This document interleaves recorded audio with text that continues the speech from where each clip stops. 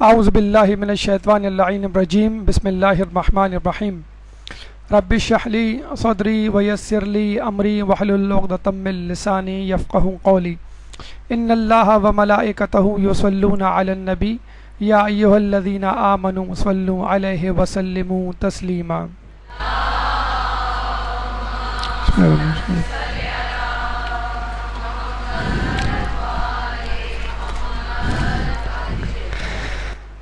شیطان کی واپسی آپ لوگوں کے چہروں کی شگفتگی سے لگ رہا ہے کہ شیطان کی واپسی بھی ہو چکی ہے اور شاید دوستی بھی ہو چکی ہے یا کم از کم صلح ہو چکی ہے۔ تو آج تو ہمیں شیطان کے خلاف بولنا ہے، تو اگر کسی کو کوئی جملہ ناگوار گزرے تو ابھی پیشگی معذرت۔ ماہ رمضان المبارک گزر چکا، عید آ چکی، شوال رواں دواں ہے، اور ایک مومن جس نے ماہ رمضان بہت اچھی طرح گزارا، سورہ بقرہ کی آیت نمبر 183 کے مطابق گزارا اور لعلکم تتقون کی منزل پر رہ کے گزارا، وہ مومن یقیناً ماہ رمضان کو مس کر رہا ہے۔ اور اس حوالے سے کس طرح ماہ رمضان کے فوائد کو سال بھر تک جاری رکھا جائے، اس عنوان سے گفتگو پچھلے ہفتے آپ کے سامنے گوشہ گزار کی گئی۔ لیکن آپ کو معلوم ہے کہ کسی بھی چیز کے دو اسباب ہوا کرتے ہیں، ایک داخلی پہلو اور ایک خارجی پہلو۔ اگر آپ کسی سبب نیکی کو نہیں کر پا رہے یا گناہوں سے نہیں بچ پا رہے تو یقیناً اس میں آپ کی نفس کی کمزوری ہے، آپ کی سستی کاہلی ہے، آپ کی غفلت ہے۔ لیکن بہرحال اس کا ایک خارجی عنصر بھی ہوتا ہے، ایک خارجی سبب بھی ہے، اور وہ ہے شیطان یا شیطان نما انسان۔ جب ماہ رمضان شروع ہوا تھا تو ہم نے دیکھا تھا اور سنا تھا اور اس پہ ایمان بھی تھا کہ اللہ تعالیٰ نے اپنے بندوں کی سہولت کے لیے شیطان ملعون کو مقید کر دیا، اور یہ احادیث مبارکہ بھی ہماری نظروں سے گزری کہ جب رمضان المبارک کا چاند دکھائی دیتا ہے تو جہنم کے دروازے بند اور بہشت کے دروازے کھول دیے جاتے ہیں، نیز شیطان زنجیروں میں جکڑ دیے جاتے ہیں، یعنی نہ صرف بند کر دیا جاتا ہے بلکہ ان کو زنجیروں میں جکڑ بھی دیا جاتا ہے تاکہ وہ جس جگہ قید ہوں وہاں بھی کسی قسم کی حرکت نہ کر سکیں، کوئی پیغام کسی چوکیدار یا نگراں کے ذریعے اپنے کسی دوست کو نہ پہنچا سکیں، بلکہ ایک ایک شیطان پر 7 فرشتے مقرر کیے جاتے ہیں۔ حدیث میں آیا ہے کہ ہر سرکش شیطان کے ساتھ 7 فرشتے مقرر کیے جاتے ہیں۔ یوں سمجھ لیجئے شیطان کے پاس کوئی بھی وے آؤٹ نہیں ہوتا اور وہ اپنی جگہ سے ٹس سے مس نہیں ہو سکتا۔ اب مومن الحمدللہ ایک فری ہینڈ کے ساتھ نیکیاں کرتا ہے اور خوب رچ کے نیکیاں کرتا ہے، ڈھیر ساری نیکیوں کو، نعمتوں کو، سعادتوں کو سمیٹتا ہے اپنے دامن میں، اور خوب سیر ہو کر اللہ تعالیٰ کی نعمتوں سے سرفراز ہوتا ہے۔ پورے مہینے ماہ رمضان کے اور پورے 29 یا 30 دن وہ اسی سرور میں گزارتا ہے۔ لیکن یہ ایک عجیب حدیث بھی ہماری نگاہ سے گزری، وہ یہ کہ آخری زمانے کی نشانیوں میں سے ایک نشانی یہ ہے کہ لوگ فقط ماہ رمضان میں عبادت کیا کریں گے، اور یہ حقیقت ہے۔ ویسے دیکھا جائے تو معاشرہ تنزل کی طرف گامزن ہے، گناہوں کا انبار ہے، نیکیاں قلیل تعداد میں ہیں، قیت الرجال ہے، لیکن ماہ رمضان میں پتہ نہیں فاسق سے فاسق مومن کو بھی کس طرح شعور آ جاتا ہے اور وہ ماہ رمضان میں نیکیاں کرنا شروع کر دیتا ہے۔ مسجدیں بھر جاتی ہیں اور گناہ کے اڈے خالی ہو جاتے ہیں، بلکہ گناہوں کے اڈوں میں یعنی ٹی وی اور میڈیا پر ماہ رمضان سے متعلق نیکیوں سے متعلق گفتگو کی جاتی ہے۔ لیکن پھر وہی افسوس کی بات کہ ماہ رمضان کے بعد یہ سب کچھ غائب ہو جاتا ہے، اور کیا ہوتا ہے، ایک ایک مومن پر کئی کئی شیطان ٹوٹے ہوئے ہوتے ہیں. جس طرح ایک شیطان پر 7 فرشتے مقرر تھے، اب اسی قید کا بدلہ لینے کے لیے شیطان باہر نکل آئے، اب ایک ایک مومن پہ 7 شیطان یا 70 شیطان ٹوٹ پڑتے ہیں. احادیث میں آیا ہے کہ گوشت پر اس قدر بھیڑیں نہیں ٹوٹی پڑتی جس قدر مومنین پر شیطان ٹوٹے ہوئے ہوتے ہیں. چنانچہ یہ جو آپ کو ایک دم سے اپنی طبیعت میں بوجھل پن، اداسی اور دوبارہ وہی ماہ رمضان سے پہلے والی کیفیت نظر جو آتی ہے، اس میں یقیناً آپ کی کم ہمتی، بزدلی، پستی، سستی کا عمل دخل ہوتا ہے. لیکن اس کے ساتھ ساتھ شیطانوں کی جو یلغار مومنین پر ہوتی ہے اس کا بھی اپنا عمل دخل ہے. تو ایک عقل مند مومن یہ کوشش کرتا ہے کہ وہ پتہ چلائے کہ آخر دوبارہ اس گناہ کو کرنے کے کیا اسباب ہیں. اس سے پہلے ایک بات سمجھ لیجئے کہ شیطان لفظ شطن سے نکلا ہے، اور شطن کا مطلب ہے باغی، خبیث اور گمراہ کرنے والا شخص، چیز، جن یا کوئی بھی چیز، کوئی بھی شے. یعنی اس کا تعلق جنوں سے بھی ہو سکتا ہے، اس کا تعلق انسانوں سے بھی ہو سکتا ہے، اس کا تعلق چیزوں سے بھی ہو سکتا ہے. اور اس کا تذکرہ سورہ انعام آیت نمبر 12 میں اللہ فرماتا ہے وَكَذَلِكَ جَعَلْنَا لِكُلِّ نَبِيٍّ، اور ہم نے ہر نبی کے لیے بنایا عدوًا شیاطین الانس والجن، دشمن جو کہ شیاطین ہیں انسانوں میں سے اور جنوں میں سے. یعنی کوئی نبی ایسا نہیں گزرا کہ جس کا کوئی دشمن نہ ہو، اور وہ دشمن شیطانوں میں سے بھی ہو سکتا ہے، انسانوں میں سے بھی ہو سکتا ہے اور جنوں میں سے بھی ہو سکتا ہے. اور آپ کو معلوم ہے کہ شیطان حقیقت میں ایک جن تھا، وَكَانَ مِنَ الْجِنِّ، اور وہ جنوں میں سے تھا. تو انسان کو بہکانے والے انسان بھی ہو سکتے ہیں، انسان کو بہکانے والے جن بھی ہو سکتے ہیں، اور ہر وہ شخص، ہر وہ چیز جو انسان کو گمراہ کرے اس کو شیطان کہتے ہیں. ہاں، ابلیس جو کہ اس میں علم ہے، اس میں خاص ہے، اس خاص شیطان کو کہتے ہیں کہ جس نے آدم علیہ السلام کو بہکایا اور یہ کہا کہ اس شجر ممنوعہ سے وہ پھل کھا لو جس کا تمہیں منع کیا گیا ہے، اگر تم نے کھا لیا تو تم فرشتے بن جاؤ گے، اگر تم نے کھا لیا تو تمہیں ایک ابدی زندگی مل جائے گی اور تم ہمیشہ ہمیشہ زندہ رہو گے. تو وہ ابلیس تھا. اور شیطان ہر بری چیز، ہر برے شخص کو کہتے ہیں، چاہے وہ انسانوں میں سے ہو چاہے وہ جنوں میں سے ہو. اچھا، ایک بات سن لیجئے، جیسا کہ آپ کو معلوم ہے اس سے پہلے بھی شیطان کے پھندے کے عنوان سے 2 دروس اس سلسلے میں دیے جا چکے ہیں، اور اس تیسرے درس کی ضرورت اس لیے پیش آئی کہ آپ کو معلوم ہے کہ شیطان کے مختلف پھندے ہیں جو مختلف لوگوں کے لیے وہ استعمال کرتا ہے.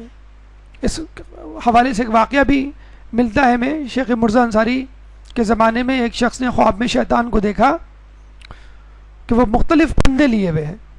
تو جب اس سے پوچھا کہ یہ مختلف پھندے کیوں ہیں تمہارے پاس، تو شیطان نے کہا کہ یہ مختلف قسم کے لوگوں کے لیے مختلف پھندے میں استعمال کرتا ہوں. اور جب اس شخص نے کہا کہ میرے لیے اس میں کون سا پھندا ہے، تو شیطان نے کہا تو اپنا یار ہے، تجھے کسی پھندے کی ضرورت نہیں.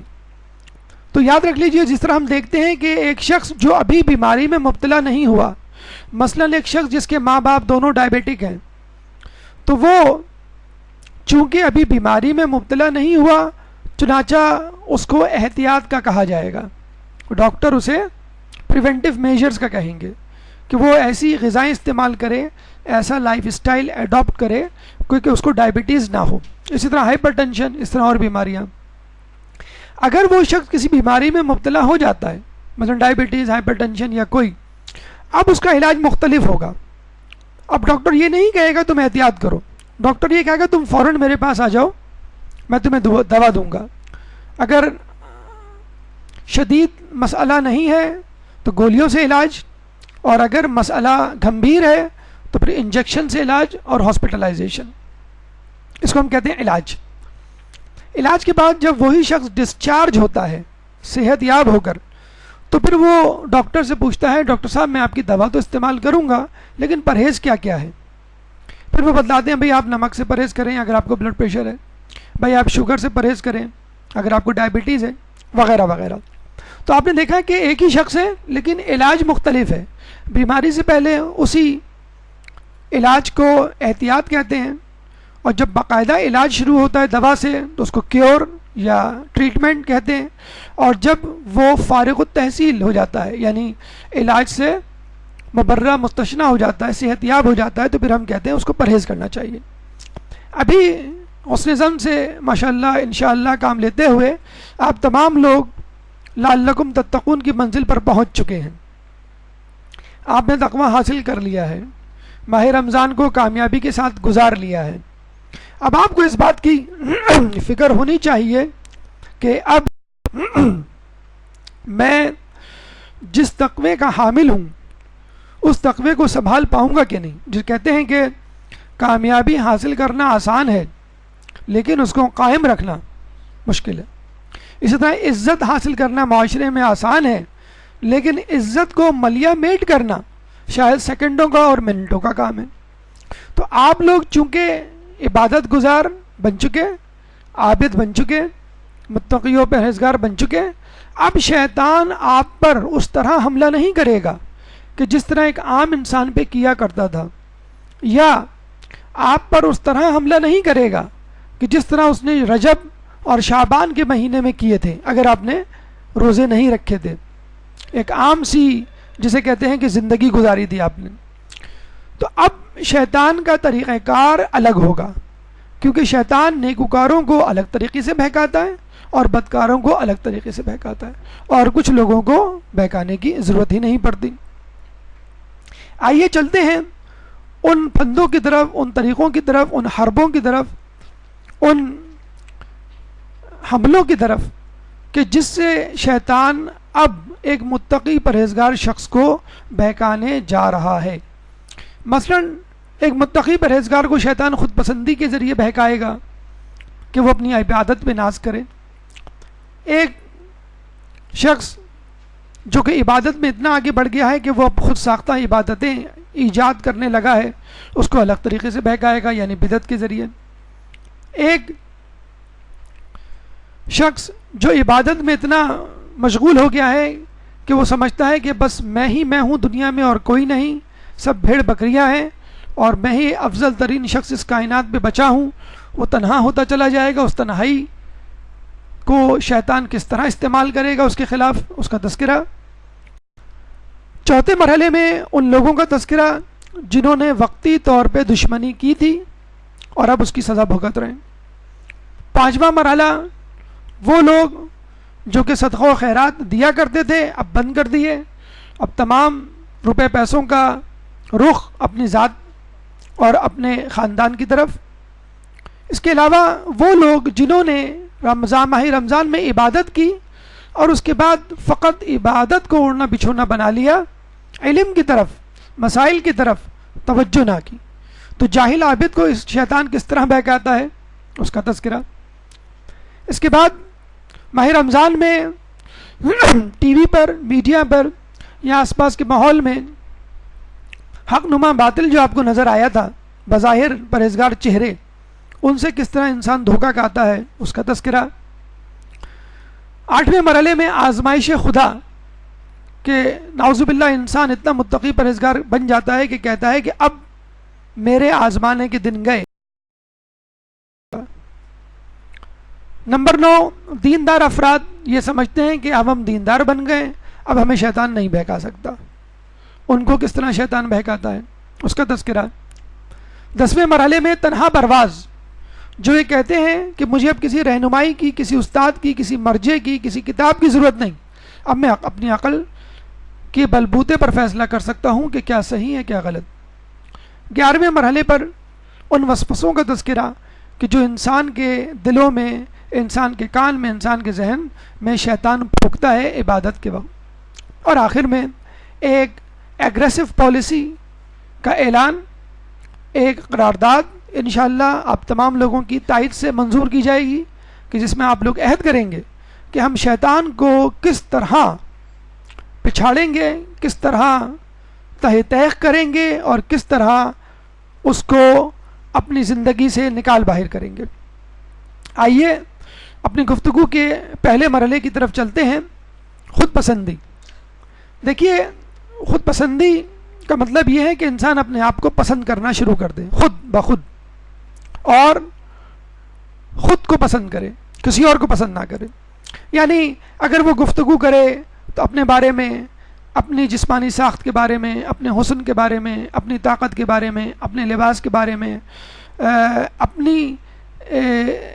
اپنی چیزوں کے بارے میں، مثلا موبائل، کمپیوٹر وغیرہ، بیوی بچوں اور شوہر کے بارے میں، اپنے گھر والوں کے بارے میں، گھر میں موجود فرنیچر کے بارے میں وغیرہ وغیرہ، یعنی اپنی ذات اور اپنی ذات سے منسلک و مربوط چیزوں سے متعلق گفتگو کرنا، تعریف کرنا، فخر کرنا اور لوگوں کو مجبور کرنا کہ وہ خود اس کی تعریف کریں۔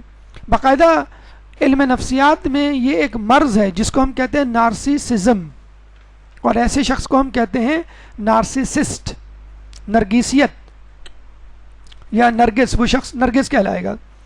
یعنی اور باقاعدہ یہ ایک یونان میں ایک شخص گزرا ہے، نارسسٹ اس کا نام تھا، اور وہ اتنا حسین و خوبصورت تھا، جس طرح ہمارے یہاں یوسف علیہ السلام کے حسن کے چرچے ہیں، اس طرح اس کے حسن کے چرچے تھے۔ اور وہ ایک دفعہ اپنے پانی میں اپنے عکس کو دیکھتا ہے تو وہ کھو جاتا ہے اپنے حسن میں، اور پھر اس کے بعد وہ اپنے ہی حسن میں، اپنے ہی عشق میں گرفتار رہتا ہے۔ تو یہ خود پسندی۔ لیکن ایک مومن جو کامیابی سے ماہ رمضان گزار کے آیا ہو، وہ دیگر باتوں پہ تو شاید تکبر اور فخر اور خود پسندی کا شکار نہ ہو، لیکن بہرحال اپنی عبادتوں کے حوالے سے وہ ضرور خود پسندی کا شکار ہوتا ہے، اور اس کو ہم کہتے ہیں عجب۔ یعنی انسان عبادت کرے اور اس کے بعد اس عبادت پہ فخر کرے اور بہت کچھ اپنے آپ کو سمجھنے لگے۔ حدیث میں آیا ہے کہ اللہ تعالیٰ نے شیطان کے ساتھ جو کچھ کیا، اس سے عبرت حاصل کرو کہ اس کی طویل عبادتوں اور بھرپور کوششوں پر اس کے ایک گھڑی کے گھمنڈ نے پانی پھیر دیا، حالانکہ اس نے 6000 برس تک، جو پتہ نہیں دنیا کے سال تھے یا آخرت کے، اللہ کی عبادت کی تھی۔ اور یہ بھی ملتا ہے کہ شیطان نے 6000 برس فقط 2 رکعت نفل پڑھی تھی، اس کے علاوہ عبادت اور کی تھی، لیکن بہرحال عبادت گزار تو تھا۔ اور یہ بھی شاید قصہ آپ نے سنا ہوگا، مختصراً بیان کرتے چلیں۔ عزازیل تھا اس کا نام اصل۔ جب اللہ نے یہ اعلان کیا کہ آج میں ایک شخص کو سزا دینے والا ہوں، تو تمام فرشتے کام گئے، جس میں سب سے زیادہ پہلے آسمان کے فرشتے پریشان ہوئے، کیونکہ ہم کم ترین فرشتوں میں ہمارا شمار ہوتا ہے، کہیں وہ سزا ہم کو نہیں دی جانے والی۔ لیکن وہ اپنے آپ کو اس قابل نہیں سمجھتے تھے کہ ان کی دعا قبول ہو، چنانچہ وہ دوسرے آسمان کے فرشتوں کی طرف گئے، ان سے دعا کی، سفارش کی، استدعا کی۔ انہوں نے کہا ہم تم سے برتر ہیں، لیکن ہمیں بھی اپنا نہیں معلوم کہ ہماری دعا قبول ہوگی کہ نہیں، چلو تیسرے آسمان کے فرشتوں کے پاس چلتے ہیں۔ اسی طرح ہر آسمان کے فرشتوں نے انکار کر دیا کہ ہم تم سے افضل تو ہیں، لیکن اپنے آپ کو اس قابل نہیں پاتے کہ تمہاری سفارش کر پائیں۔ پھر تمام آسمانوں کے فرشتوں نے یہ فیصلہ کیا کہ ہم عزازیل کے پاس چلتے ہیں، جو کہ بہت زیادہ پرہیزگار اور عبادت کرنے والا ہے، وہ ہماری سفارش کرے گا، وہ ہمارے لیے دعا کرے گا۔ اور جب عزازیل ان لوگوں کو لے کے اللہ کی بارگاہ میں آیا تو پتہ چلا کہ وہاں سینیریو ہی ڈیفرنٹ تھا، عجیب منظر تھا کہ اللہ تعالیٰ نے آدم علیہ السلام کو پیدا کیا اور تمام فرشتوں کو کہا وَإِذْ قُلْنَا لِلْمَلَائِكَةِ اسْجُدُوا فَسَجَدُوا إِلَّا إِبْلِيسَ، کہ آدم کو سجدہ کرو، سب لوگوں نے سجدہ کر دیا، لیکن ابلیس نے سجدہ نہیں کیا، اور یہ کہا کہ میں زیادہ معتبر ہوں، افضل ہوں، میں نے زیادہ عبادت کی ہے، میں آگ سے بنا ہوں، میں نور سے بنا ہوں، آدم مٹی سے بنے ہیں، آدم نے تو عبادت ہی نہیں کی، میں آدم سے افضل ہوں، میں آدم کو سجدہ نہیں کروں گا۔ اور پھر اللہ تعالیٰ نے اس کو ملعون و مردود کہہ کے اپنی محفل سے رائندہ درگاہ کر دیا، اور جب اس کو گمراہ قرار دیا تو اس نے بھی قسم کھائی کہ میں بھی تیرے بندوں کو گمراہ کروں گا، جس طرح تو نے میری راہ ماری ہے میں تیری راہ ماروں گا، جس طرح تو نے میرا نقصان کیا ہے میں تیرا نقصان کروں گا، جس طرح تو نے مجھے ذلیل کیا نعوذ باللہ میں تیرے بندوں کو ذلیل کروں گا۔ اور اس کے بعد اللہ نے یہ ڈیکلیریشن بھی دے دیا تھا کہ میرے خاص بندے تیرے بہکاوے میں نہیں آئیں گے، اور چونکہ اس نے اتنے عرصے عبادت کی تھی اس کا صلہ اس کو آخرت میں تو ملنا نہیں تھا، کچھ نہ کچھ کنسیشن اور رعایت یا صلہ تو دینا تھا۔ تو چنانچہ جب شیطان نے یہ کہا کہ مجھے مہلت دے، تو اللہ نے کہا کہ میں تجھے وقت معلوم تک کی مہلت دیتا ہوں۔ کچھ لوگ کہتے ہیں قیامت کی مہلت دی، کچھ لوگ کہتے ہیں کہ نہیں اس سے پہلے کی مہلت دی، لیکن بہرحال اللہ نے اس کو مہلت دی اور یہ کہا کہ میرے نیک بندوں پر تیرا کچھ بس نہیں چلے گا۔ اور اس کے بعد شیطان نے جو ہے لوگوں کو بہکانا شروع کیا، اور اس کا طریقہ یہ ہوتا ہے کہ شیطان پہلے تو آپ کو عبادت سے روکتا ہے کہ صبح فجر میں نہ اٹھو، صبح فجر جو ہے 4:45 بجے ہوتی ہے اور تمہیں اسکول اور یا کالج کے جانے کے لیے 7 بجے دوبارہ اٹھنا ہوتا ہے، نیند ٹوٹ جائے گی، دوبارہ نہیں اٹھا جائے گا، اکٹھا اٹھ کے قضا پڑھ لینا، اس کے بعد وہ قضا بھی بھلا دیتا ہے۔ صبح کی بجائے رات کو دیر تک پڑھا کرو، صبح آنکھ کھلے نہ کھلے لیکن رات تو آپ کے ہاتھ میں ہوتی ہے، سکون سے پڑھائی ہوگی، روزہ نہ رکھو کمزوری ہو جائے گی، تم کو ویسی بھی شوگر ہے، بلڈ پریشر ہے، یا امکان ہے کل بہت گھومنا ہے، شاپنگ کرنی ہے، اسکول کالج وغیرہ وغیرہ، صدقہ و خیرات نہ دو، اپنے گھر والوں پہ خرچ کرو، اپنے اوپر خرچ کرو۔ لیکن جو نیک مومن ہوتے ہیں وہ اس کی ایک نہیں سنتے، روزے بھی رکھتے ہیں، نماز بھی پڑھتے ہیں، صدقہ و خیرات بھی دیتے ہیں، نیکیاں بھی کرتے ہیں، گناہوں سے بھی بچتے ہیں۔ اب جب وہ یہ دیکھ لیتا ہے کہ اب یہ مومن میرے بس میں نہیں، میرے ہاتھ آنے والا نہیں، تو اب وہ کیا کرتا ہے؟ الٹی چکی، الٹی گنگا بہانے کی کوشش کرتا ہے۔ کیسے؟ اب وہ آپ کو فجر کی نماز بھی اٹھائے گا، اب وہ آپ کو نماز شب بھی پڑھوائے گا، اب آپ کو وہ گناہوں سے بھی بچائے گا، اب آپ کو نیکیوں کی توفیق شیطان خود دیتا ہے۔ اور جب انسان اتنا زیادہ نیکوکار بن جاتا ہے کہ اپنے آس پاس کے لوگوں سے ممیز ہو جاتا ہے تو پھر اس کے دل میں ایک خود پسندی اور عجب کا جذبہ بیدار ہو جاتا ہے کہ اب میں ان لوگوں سے بہتر ہوں، امی دیکھو ٹھیک سے حجاب نہیں کرتی، میں مکمل حجاب کرتی ہوں، ابو جو ہیں وہ اکثر نماز نہیں پڑھتے، بعض اوقات تاخیر سے پڑھتے ہیں، بھیا تو جو وہ چیٹنگ میں بس لگا رہتا ہے اور دیر سے آتا ہے، ماں باپ کی سنتا نہیں ہے، میں سب سے افضل ہوں، میں سب سے بہتر ہوں، میں تو مدرسے بھی جاتی ہوں، میں جو ہوں وہ اپنا اسکول کالج اور مدرسے کی تعلیم پہ بھی توجہ دیتی ہوں، سب میری تعریف کرتے ہیں، مجھ سے بہتر کوئی نہیں۔ اور تھوڑی سی بھی نیکی آپ کر لیں گے تو آپ کہیں گے بس یہ سب سے زیادہ ہے اور یہی سب سے کام اہم ہے اور لوگوں کو یہی کام کرنا چاہیے۔ اگر آپ نے کسی مستحب عمل کو شروع کر دیا تو آپ یہ کہتے ہیں بس تمام لوگوں کو یہی کام کرنا چاہیے اور باقی کام جو لوگ کر رہے ہیں وہ غلط ہے یا کم اہم ہے۔ اور اگر کوئی آپ سے گناہ ہو گیا تو آپ کہتے ہیں کوئی بات نہیں، اگر گناہ ہو گیا تو اللہ بخشنے والا ہے اور میں تو اللہ کا پسندیدہ بندہ ہوں، میں تو اللہ کے مقرب بندوں میں میرا شمار ہوتا ہے۔ تو پہلے شیطان کوشش کرتا ہے کہ آپ کو بہکائے، روکے، اور جب آپ نہیں رکتے تو پھر آپ کی وہ اسپیڈ بڑھا دیتا ہے، اور اسپیڈ بڑھانے کے بعد آپ کو خود پسندی اور عجب کے مرض میں مبتلا کر دیتا ہے۔ مثلا ایک شخص جو باقاعدگی سے نماز کا پابند تھا، ایک دفعہ اس کی فجر کی نماز چھوٹ گئی تو اس نے صبح اٹھ کے فجر کی نماز 20 مرتبہ پڑھی۔ دوسرے دن شیطان خود اس کو اٹھانے آیا، اے خدا کے بندے اٹھ جا ورنہ کل کی طرح پھر قضا ہوگی اور پھر تو زیادہ ثواب کما لے گا، ابھی تو فقط 2 رکعت کا ثواب کما رہا ہے، تو 20 رکعت کا ثواب کما لے گا۔ تو یہ بھی یاد رکھ لیجئے کہ بعض اوقات آپ کے لیے نیکیاں اتنی آسان ہو جاتی ہیں اور گناہ کرنا اتنا مشکل ہو جاتا ہے کہ آپ کو خود سمجھ میں نہیں آتا کہ مجھے کیا ہو گیا، میں روزے پہ روزے رکھ رہی ہوں، مجھے کیا ہو گیا، نماز شب میں خود آنکھ کھل جاتی ہے، مجھے کیا ہو گیا، ٹی وی دیکھنے کو جی نہیں چاہتا، مجھے کیا ہو گیا، غیبت کرنے پہ میں جو ہوں وہ آگ بگولا ہو جاتی ہوں۔ اور کچھ ہی عرصے بعد یہی شخصیت تکبر، خود پسندی اور عجب میں مبتلا ہو جاتی ہے۔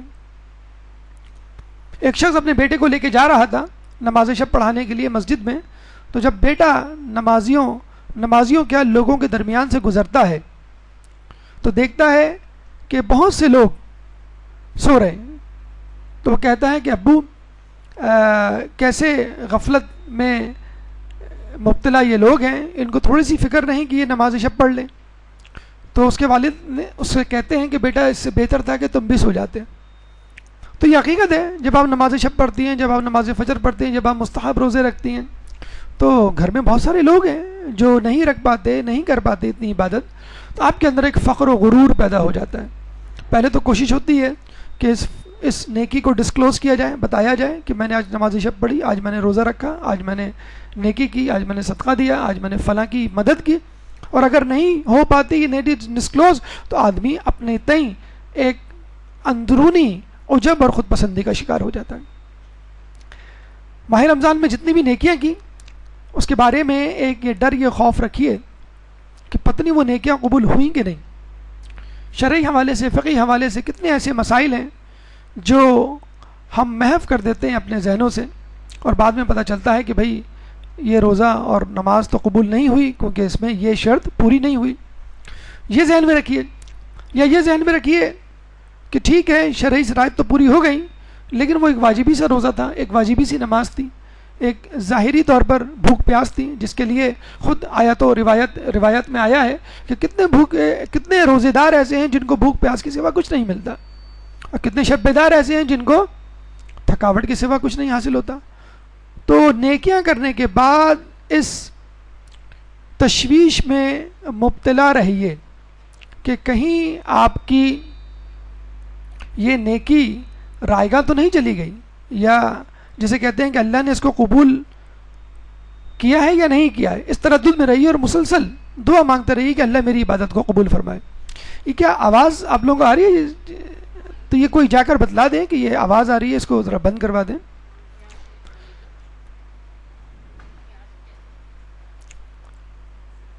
دوسرا مرحلہ بدعت یعنی دین میں کوئی چیز ایجاد کرنا، خود ساختہ عبادت. اور ایسا ہوتا ہے کہ جب انسان کسی عبادت کو کرنے لگتا ہے، نیکی کی طرف آتا ہے اور مسلسل نیکیاں انجام دیتا ہے، تو بعض اوقات وہ خود اپنے طور پہ فیصلے کرنے لگتا ہے، اور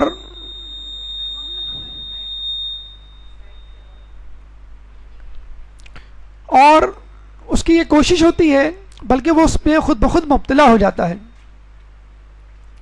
کہ کچھ نئی عبادتیں ایجاد کر لے یا اپنے طور پہ فیصلے کر لے. اگر نماز میں شک آتا بھی ہے تو وہ اس شک کو رد کر دیتا ہے. کچھ نہیں ہوتا، اصل چیز تو انسان کا خلوص ہوتا ہے. انسان کے اندر نیت پاک و پاکیزہ ہو تو اس کا عمل خود بخود قبول ہو جاتا ہے. تو یاد رکھ لیجئے کہ شیطان نے ایک پروپوزل دیا تھا خدا کو، اور یہ کہا تھا کہ اگر تو مجھے آدم کے سجدے سے باز رکھے تو میں تیری ایسی عبادت کروں گا کہ کائنات میں کسی نے نہ کی ہوگی. خدا نے کیا کہا تھا کہ میں چاہتا ہوں کہ میری عبادت ویسے ہو جیسے میں چاہتا ہوں. اللہ کو ہماری خود ساختہ عبادت نہیں چاہیے. مثلا 1 مہینہ ہو گیا آپ کو روزے رکھے ہوئے، آپ نے کہا کہ بھائی اب تو میری عادت ہو گئی ہے، اب تو دوپہر کا کھانا میں کھا ہی نہیں سکتی، مجھے تو الٹی ہو جائے گی، میں عید کے دن بھی روزہ رکھوں گی. حرام قرار دیا ہے.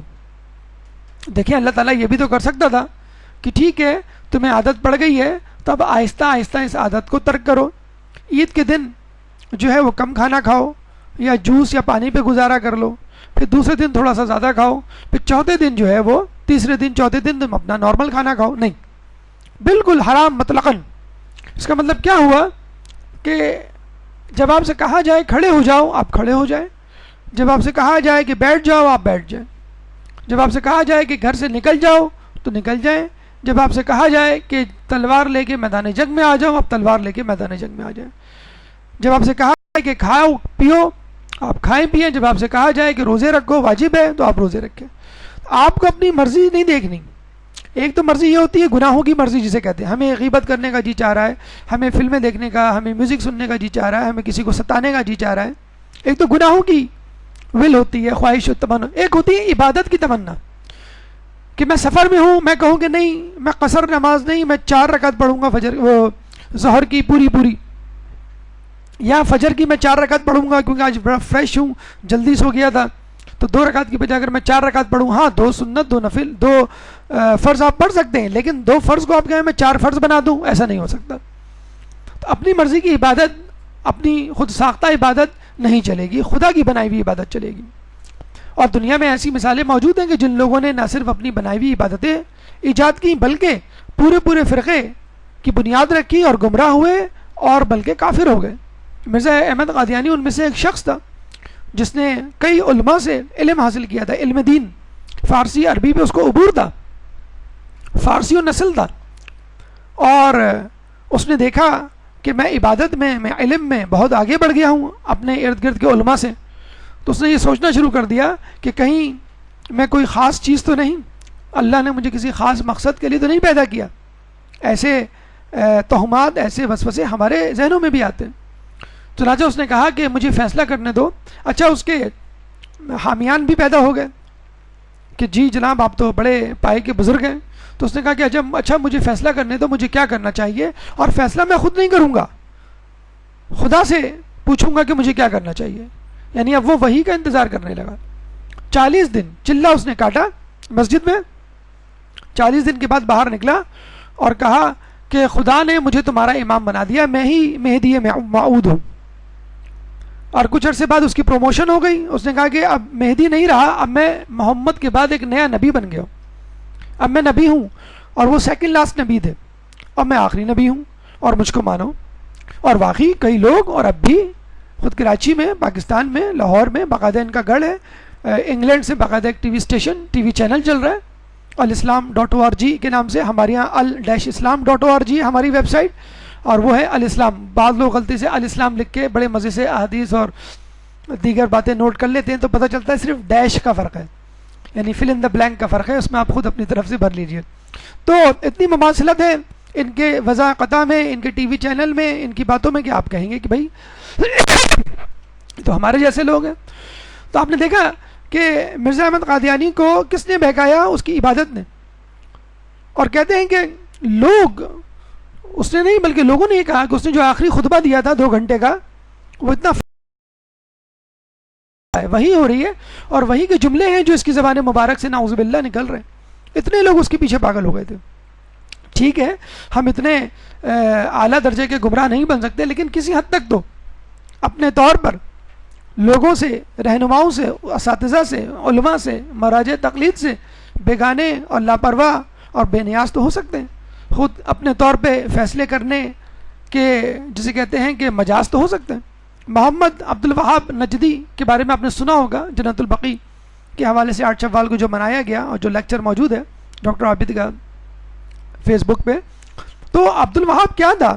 دیندار گھرانے کا ایک فرد تھا. اس کا باپ حنبلی مذہب سے تعلق رکھتا تھا، اس کا بھائی دیندار تھا، بڑا دیندار گھرانہ تھا، لیکن انٹلیکچوئل تھا، جینیس تھا. بڑی جلدی اس نے چھلانگے مار کے بہت سارے منازلیں اس نے طے کر لی. جب طے کر لی تو اس نے کہا کہ اب تو میں خود اپنے طور پہ صاحب رائے بن چکا ہوں، اور اب لوگوں کو مجھے فالو کرنا چاہیے، اور یہ تمام جو لوگ پہلے گزر چکے ہیں یہ پرانے ہو گئے، اب مجھے ایک نیا مذہب اور نیا فرقہ ایجاد کرنا چاہیے. اس نے وہابی فرقے کی، وہابی مذہب کی بنیاد رکھی، اور پھر کنگ عبدالعزیز کے ساتھ مل کر، برٹش گورنمنٹ کے ساتھ مل کر، ہمفرے اور لارنس نامی برٹش اسپائز کے ساتھ مل کر جس طرح اس نے قتل و غارت کا بازار گرم کیا، جس طرح کربلا نجف میں حملے کیے، جس طرح احسا کے لوگوں کو قتال کیا، اور جس طرح غربوں کو ڈھایا، آپ کے سامنے ہے. تو اس کو کسی نے نہیں بہکایا، اس کی عبادت نے بہکایا، بلکہ عبادت نے بھی نہیں بہکایا، عبادت پہ غرور نے بہکایا. تو اگر آپ عبادت کریں تو اپنے سے بہتر عبادت کرنے والے کو دیکھ لیں. اگر آپ کوئی نیکی کریں تو اپنے سے پرانے نیکی کرنے والے شخص کو دیکھ لیں کہ یہ مجھ سے زیادہ نیکی کا جسے کہتے ہیں حامل ہے. اپنے سے بہتر شخص، مراجعین، اصحاب، امام کو دیکھ لیں کہ انہوں نے مجھ سے اچھی جسے کہتے ہیں کہ زندگی گزاری، مجھ سے اچھے نیک اعمال کیے، تو میں کیوں کر اپنی نیکیوں پر غرور و فخر کر سکتا ہوں. تیسرا مرحلہ، تیسرا پھندا یا تیسرا مسئلہ جو پیدا ہوتا ہے ماہ رمضان کے بعد ایک مومن کے لیے جو متقی پرہیزگار بن چکا ہوتا ہے اور لعلکم تتقون کی منزل پر پہنچ چکا ہوتا ہے، وہ ہے تنہائی. اب آپ کو ابو برے لگتے ہیں، امی میں کیڑے نظر آنے لگتے ہیں، آپ کو بہن بھائی کھلتے ہیں، آپ کو دوست احباب سے چڑ ہو جاتی ہے. کیوں؟ آپ متقی پرہیزگار بن چکے. وہ متقی پرہیزگار نہیں رہے. اگر تھے تو اب ان کا تقویٰ ختم ہو گیا ہے، آپ کا تقویٰ برقرار ہے. آپ نے ماشاءاللہ 6 شوال کے بھی روزے رکھے، آپ نے ماشاءاللہ جو ہے نماز شب ابھی تک جاری رکھی ہوئی ہے، آپ نے ماشاءاللہ جو ہے وہ حجاب اور دیگر نیکیاں بھی جاری رکھی ہوئی ہیں. آپ ایک سپیریئر شخص بن چکے. اب آپ کیا کرتے ہیں؟ اپنے گرد ایک حصار قائم کر لیتے ہیں.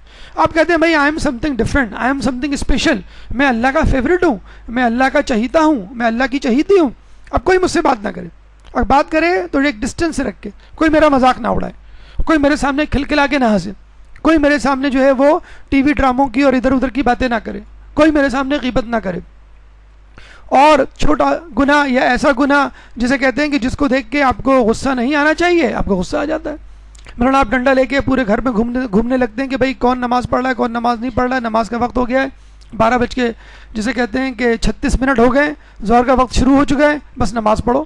شرطے کی طرح ایک ڈنڈا لے کے کہ بھائی نماز پڑھنی ہے. اور جو واش روم میں ہیں اس کو کھڑکھٹا رہے ہیں، جو کچن میں ہیں اس کو گھسیٹ رہے ہیں کہ امی چھوڑیں یہ جل جائے دیکھچی، کوئی مسئلہ نہیں ہے. ابو کو فون کر رہے ہیں SMS کہ ابو 12:36 ہو گئے، نماز ظہر کا وقت ہو گیا ہے. ٹھیک ہے، اول وقت نماز پڑھنے کی ایک اپنی افضلیت ہے اور اپنا ایک فائدہ ہے، لیکن لوگوں پہ اس طرح سوار ہونا کہ ہو سکتا ہے وہ کسی ایسے کام میں مشغول ہو کہ اگر 5-10 منٹ کی اگر دیر ہو جائے تو کوئی ایسا مسئلہ نہیں ہے کہ اول وقت نکلا جا رہا ہے یا افضل وقت نکلا جا رہا ہے. اگر آپ کو نیکی کرنی ہے، اگر آپ کو سختی کرنی ہے تو اپنے اوپر کیجیے، بالکل کیجیے. نماز شب لوگ مغرب کے بعد پڑھتے ہیں، عشاء کے بعد پڑھتے ہیں، افضل وقت فجر سے پہلے کا ہے. آپ اس کے اوپر اپنے اوپر اس کو لاگو کریں. کیا ضروری ہے کہ گھر کی تمام لائٹیں جلا دی جائیں اور زور زور سے اعلان کیا جائے حی علی الصلاۃ حی علی الصلاۃ، کہ آؤ نماز کی طرف، حی علی خیر العمل؟ تو یہ جو کیفیت ہے انسان کو پھر اجنبی بنا دیتی ہے. پھر اگر اس کے سامنے کوئی گفتگو ہوتی ہے مثلا لباس کی، مثلا شاپنگ کی، مثلا کسی ڈش کی ریسیپی کی، تو وہ اس کو بھی ناپسند کرتا ہے. حالانکہ اس میں کوئی گناہ کی بات نہیں ہے. اگر کوئی کسی فیشن کی، کسی لباس کی، کسی اچھی ڈش کی ریسیپی کی بات کر رہا ہے، کسی کھیل سے متعلق کوئی گفتگو ہو رہی ہے، اب آپ کہتے ہیں کہ نہیں یہ سب حرام ہے، یہ دنیا میں رہ جائے گا، عند اللہ حسن المآب، جو اللہ کے پاس ہے وہی رہنے والا ہے، وہ زیادہ بہت خوب، ٹھیک ہے وہ بھی آپ کو ملے گا. لیکن دنیا کی نعمتوں کو اس طرح ٹھکرانا، ایک مجرد زندگی بنا لینا، اپنے آپ کو تجرد کی کیفیت میں ڈال لینا اور سب کچھ چھوڑ دینا، یہ کہیں کی جسے کہتے ہیں کہ عقل مندی نہیں. اور انسان جب اکیلا ہو جاتا ہے تو پھر شیطان کو فری ہینڈ مل جاتا ہے. کیونکہ دیکھیں جب آپ کسی کے ساتھ ہوتے ہیں تو اپنے آئیڈیاز شیئر کرتے ہیں. علم کے بارے میں بھی کہا جاتا ہے کہ اگر علم حاصل کرے اور اس کو دوسروں تک نہ پہنچائے تو وہ علم اس کے دل میں شک ڈال دیتا ہے. اور یہ کبھی آپ پریکٹیکلی کر کے دیکھ لیجئے. اگر آپ کو ایک بات معلوم ہے اور بڑے عرصے تک وہ ڈسکس نہ کریں، اس پہ عمل نہ کریں، لوگوں کو نہ بدلائیں، آپ اس میں شک میں مبتلا ہو جائیں گے. اور اگر کوئی شک ہے تو وہ یقین میں بدل جائے گا کہ نہیں یہ سب جھوٹ ہے، یہ سب جو کہتے ہیں کہ یہ غلط ہے. شیطان اکیلے آدمی یا 2 آدمیوں کو بہکانے آتا ہے، مگر جب ایک جگہ 3 آدمی ہوتے ہیں تو قریب نہیں آتا. اچھا اصولاً تو حدیث یہ ہونی چاہیے شیطان اکیلے آدمی کو بہکاتا ہے اور جب 2 یا 2 سے زیادہ ہو جائیں تو نہیں بہکاتا. ہونا تو یہی چاہیے. لیکن جسے کہتے ہیں کہ رسول اللہ کی جو حدیث ہے، جو نکات ہیں، جو نکتہ ہے،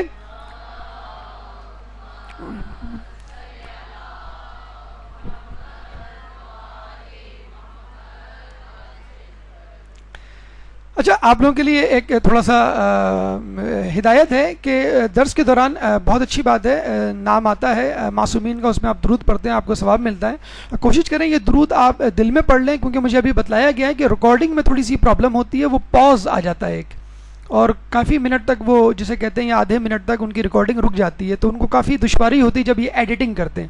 تو معذرت کے ساتھ اگر آپ چاہیں تو یہ درود آپ دل میں پڑھ لیں یا جسے کہتے ہیں اسکپ کر لیں یا بعد میں پڑھ لیں. بہرحال تو ہونا تو یہی چاہیے تھا کہ رسول کی حدیث کے مطابق کہ شیطان جو ہے وہ اکیلوں کو بہکاتا ہے اور اس کے بعد اگر 2 یا 2 سے زیادہ ہو تو. لیکن آج کل جس حساب سے چیٹنگ کا مرض عام ہو رہا ہے، آپ دیکھ لیجئے کہ شیطان کس طرح بہکا رہا ہے. حدیث میں آیا ہے کہ جب کوئی شخص کسی نامحرم سے بات کرتا ہے تو تیسرا خلوت میں ہوتا ہے، تو تیسرا شیطان ہوتا ہے. تو یہ دیکھ لیجئے کہ جو لوگ یہ کہتے ہیں کہ نہیں ہمیں اپنے اوپر کانفیڈنس ہے، ہم جو ہے وہ غلط بات نہیں کریں گے، ہم جو ہے وہ توضیح المسائل ہی ڈسکس کریں گے اور کوئی ڈسکس نہیں کریں گے. یا جیسے کہتے ہیں کہ مسائل نماز جو ڈسکس کریں گے، تو چیٹنگ کے حوالے سے جو فتاوے موجود ہیں اس کے مطابق اس چیٹنگ سے گریز کیجیے. اور یہ وہی دو افراد ہیں، اگر وہی نہیں تو کم از کم یہ دو افراد اس میں بدرجہ اولا شامل ہیں کہ جن کے لیے کہا گیا ہے کہ دو میں بھی شیطان ہوتا ہے، بلکہ دو میں زیادہ شیطان ہوتا ہے اگر نامحرم آپ کے ساتھ ہو. اچھا، اس کے علاوہ ٹی وی جس کو آپ دیکھا کرتے تھے، جس کی آپ کو عادت پڑ گئی تھی، اور ٹی وی کے پروگرام ایک لت کی شکل اختیار کر چکے تھے، ایک وبا کی شکل اختیار کر چکے تھے. جب لوگوں کو کہا جاتا تھا کہ ٹی وی پہ جو پروگرامات آ رہے ہیں یہ آپ کو بہکانے کے لیے ہیں، اور لوگ بڑے غصے سے کہا کرتے تھے کہ بھئی آپ زاہد خشک بن گئے، آپ تجرد میں چلے گئے، آپ سختی پر اتر آئے، شدت پسند ہو گئے، ٹی وی پہ جو کچھ آ رہا ہے وہ مذہب کے بارے میں آ رہا ہے، اینکر پرسن جو ہے وہ مذہبی گفتگو کرتے ہیں، علماء کو بلایا جا رہا ہے، وغیرہ وغیرہ. تو آپ دیکھیے وہی ٹی وی اب آپ کو کہاں لے کے جا رہا ہے. جس ٹی وی اینکر کے جس پروگرام کے آپ عادی ہو چکے تھے، اب اسی ٹی وی پر اسی پروگرام میں اب کیا کیا خباثتیں دکھائی جا رہی ہیں. یہ بالکل ایسا ہی ہے کہ بچے سے آپ کہیں کہ بیٹا پڑھنے بیٹھو، تو وہ پڑھنے نہیں بیٹھتا. آپ اسے کہتے ہیں کہ چلو بیٹا کھیلتے ہیں. اب جب آپ کھیلنا شروع کرتے ہیں تو پھر کہتے ہیں تھوڑی دیر بعد بیٹا ہم تو تھک گئے. بچہ بھی تھک جاتا ہے، کہتے ہیں چلو تھوڑا سا پڑھ لیتے ہیں، پھر آپ پڑھنا شروع کر دیتے ہیں. یا بچے کے پاس ٹافی ہے، وہ آپ کو دے نہیں رہا، آپ کہتے ہیں دو، وہ نہیں دے رہا. آپ اپنی جیب سے کوئی اور چیز نکالتے ہیں، پین، اور بیٹا کیچ کھیلتے ہیں. آپ اس کو پین دیتے ہیں، وہ آپ کے اوپر چاکلیٹ پھینکتا ہے 2-4 مرتبہ، پھر کہتے ہیں بس ٹھیک ہے، بس اب ختم. جب چاکلیٹ آپ کے ہاتھ میں آتی ہے، اس کے ہاتھ میں پین. تو ٹی وی بھی یہی کر رہا ہوتا ہے. اس کو ہم کہتے ہیں ریپو، کہ ٹی وی آپ کے ساتھ ایک انڈرسٹینڈنگ ڈیولپ کرتا ہے کہ آپ ماہ رمضان گزار رہے ہیں، ویل ڈن، بہت اچھی بات ہے. آپ نمازیں پڑھ رہے ہیں، بہت خوب. آپ روزے رکھ رہے ہیں، بہت اچھی بات ہے. چلیے ہم آپ کو نماز اور روزے اور مسائل سے متعلق گفتگو اور ایک پروگرام دکھاتے ہیں. اور اس کے بعد آپ کو ایسی لت ڈالی جاتی ہے کہ آپ اس کے بغیر جی نہیں سکتے. اس کے ساتھ ساتھ جو چیزیں آپ دیکھ رہے ہوتے ہیں وہ تو دیکھ رہے ہوتے ہیں، لیکن اس کے بعد اس کا جو تسلسل ہوتا ہے وہ جاری رہتا ہے. اسی طرح انٹرنیٹ کے حوالے سے کہ پہلے تو آپ دروس سنا کرتے تھے، اب جو ہے آپ چیٹنگ ویب سائٹس یا غیر ضروری ویب سائٹ کی طرف چلے جاتے ہیں. تو کوشش کیجئے کہ ماہ رمضان میں اگر آپ نے ان بری عادتوں کو اپنایا تھا، انٹرنیٹ کا غلط استعمال یا ٹی وی کا غلط استعمال، تو اس کو فوری طور پہ ترک کیجئے. اور اس کا ایک طریقہ یہ بھی ہے کہ ان چیزوں کو تنہائی میں استعمال نہ کریں. کچھ لوگ اوور کانفیڈنس کا شکار ہو جاتے ہیں کہ بھئی اب شیطان ہم کو نہیں بہکا سکتا، ہم نے 30 ڈیز کا کورس کر لیا تقوی کا، کریش کورس کیا ہے ماہ رمضان کا، اب ہم ایکسپرٹ ہو چکے ہیں نیکی کے، اور اب ہمیں کوئی ورغلا نہیں سکتا. اب ہمیں جو ہے وہ کانفیڈنس ہے ہم کو. اب آپ رات کی تنہائی میں ٹی وی دیکھ رہے ہیں، رات کی تنہائی میں جو انٹرنیٹ ویب یوز کر رہے ہیں، بچے اور جوان تو کیا خود بڑوں کو ایڈوائز کی جاتی ہے کہ آپ اکیلے ٹی وی اور انٹرنیٹ نہ دیکھیں، یا کم از کم جہاں اس کو استعمال کر رہے ہیں وہ جگہ ایسی ہو جہاں لوگوں کا گزر ہو، آپ کے کمرے کا دروازہ کھلا ہو. خود آپ نوجوانوں کو اور بچوں کو اس طرح ٹرین کریں کہ اگر وہ ٹی وی یا انٹرنیٹ کا استعمال کرتے ہیں تو تنہائی میں نہ کریں. تنہائی میں اگر وہ اکیلے نہ بھی ہوں، اگر دوسرے کے ساتھ ہوں تو شیطان ان کو اچک لے گا. خود شیطان کا یہ قول ہے. چوتھا مسئلہ یا چوتھا پھندا جو شیطان اپنی واپسی کے بعد جو آپ پہ ڈالے گا وہ ہے وقتی دشمنی. جن لوگوں نے شیطان سے وقتی دشمنی اپنائی تھی وہ سب سے زیادہ پریشانی میں مبتلا ہیں. جنہوں نے ماہ رمضان میں تو شیطان سے دشمنی کی تھی اور اس کے بعد جو ہے وہ دوبارہ اس کے لیے تڑپنے لگے اور اس سے دوبارہ جسے کہتے ہیں وقتی گانٹ لی، دوستی گانٹ لی. دیکھیں احادیث میں آیا ہے کہ شیطان کو اپنا دشمن بنائے رہو، کیونکہ اللہ تعالیٰ فرماتا ہے ان الشیطان لکم عدو فاتخذوہ عدوا، کہ بے شک شیطان تمہارا دشمن ہے پس تم بھی اس کو اپنا دشمن بنا لو. اور یہ ڈکلیریشن، یہ اعلان، یہ ہدایت، یہ مشورہ، یہ نصیحت ہمیشہ ہمیشہ کے لیے تھی، فقط ماہ رمضان کے لیے نہیں. ماہ رمضان میں آپ کو اچھی طرح جتا دیا گیا تھا، آپ کو ایک قوی شخصیت میں ڈھال دیا گیا تھا کہ اب تم شیطان کا مقابلہ کرنے کے لیے تیار ہو. یہ نہیں کہا گیا تھا کہ 30 دنوں میں دشمن ہے وہ اور 30 دن کے بعد تمہارا دوست ہے. آپ کو دور اس لیے رکھا گیا تھا، اس کو قید میں اس لیے جکڑا گیا تھا کہ آپ طاقتور بن جائیں تاکہ شیطان سے مقابلہ کریں۔ اور دیکھیے انسان کی نیت بدلتے ہوئے کچھ دیر نہیں لگتی۔ ایک دفعہ ایک شیطان نے درخت اگایا اور کوشش کی کہ لوگ اس کی پوجا کریں۔ جب ایک مومن کو پتہ چلا تو وہ کلہاڑی لے کے اس درخت کو کاٹنے چلا۔ شیطان نے کہا کہ بھئی اس درخت کو نہ کاٹو، میں جو ہوں میں تمہیں ماروں گا۔ تو اس نے کہا ٹھیک ہے کشتی کر لیتے ہیں۔ اس نے ماشاءاللہ شیطان کو فوراً چت کر دیا۔ شیطان نے کہا کہ ٹھیک ہے میں تم سے معافی مانگتا ہوں، لیکن میں تمہیں 2 درہم روزانہ دینے کے لیے تیار ہوں اگر تم اس درخت کو نہ کاٹو۔ تو اس نے کہا چلو ٹھیک ہے 2 درہم مجھے دے دو۔ وہ گھر گیا تو جب بھی سو کے اٹھتا تکیے کے نیچے 2 درہم موجود ہوتے تھے۔ مہینہ ایسے ہی گزر گیا، مہینے کے بعد وہ 2 درہم غائب ہونے لگے۔ 2-3 دن بعد اس کو بڑا غصہ آیا، دوبارہ کلہاڑی لے کر آیا اور کہنے لگا اب میں اس درخت کو کاٹوں گا کیونکہ تم نے وعدہ خلافی کی ہے۔ دوبارہ وہ گتھم گتا ہوئے، لیکن اس دفعہ شیطان نے اس کو چت کر دیا۔ تو اس آدمی نے کہا کہ بھئی یہ کیا بات ہوئی، پہلے تو میں نے تمہیں چت کر دیا تھا، آج تم نے مجھے ہرا دیا، وہ کیوں؟ تو اس نے کہا کہ پہلے تم خدا کے لیے آئے تھے اس درخت کو کاٹنے، تمہاری نیت میں خلوص تھا، آج تم ان 2 درہم کے واسطے آئے ہو جو تم کو نہیں ملے۔ تو انسان کی نیت بدلتے ہوئے بالکل دیر نہیں لگتی، اور یہ اندازہ آپ کو چاند رات کو ہو گیا ہوگا۔ اگر آپ بازار نہیں بھی گئے چوڑیاں لینے، مہندی لگانے یا شاپنگ کرنے یا ونڈو شاپنگ کرنے تو ٹی وی پہ ماشاءاللہ اتنا مٹیریل آپ کو مل جاتا ہے کہ آپ کو گناہ جسے کہتے ہیں ہوم ڈیلیوری کی صورت میں دستیاب ہے، اب فون کال کرنے کی بھی ضرورت نہیں ہے۔ بازار دنیا کے بدترین ٹکڑے حدیث میں آیا ہے، اور مساجد بہترین ٹکڑے۔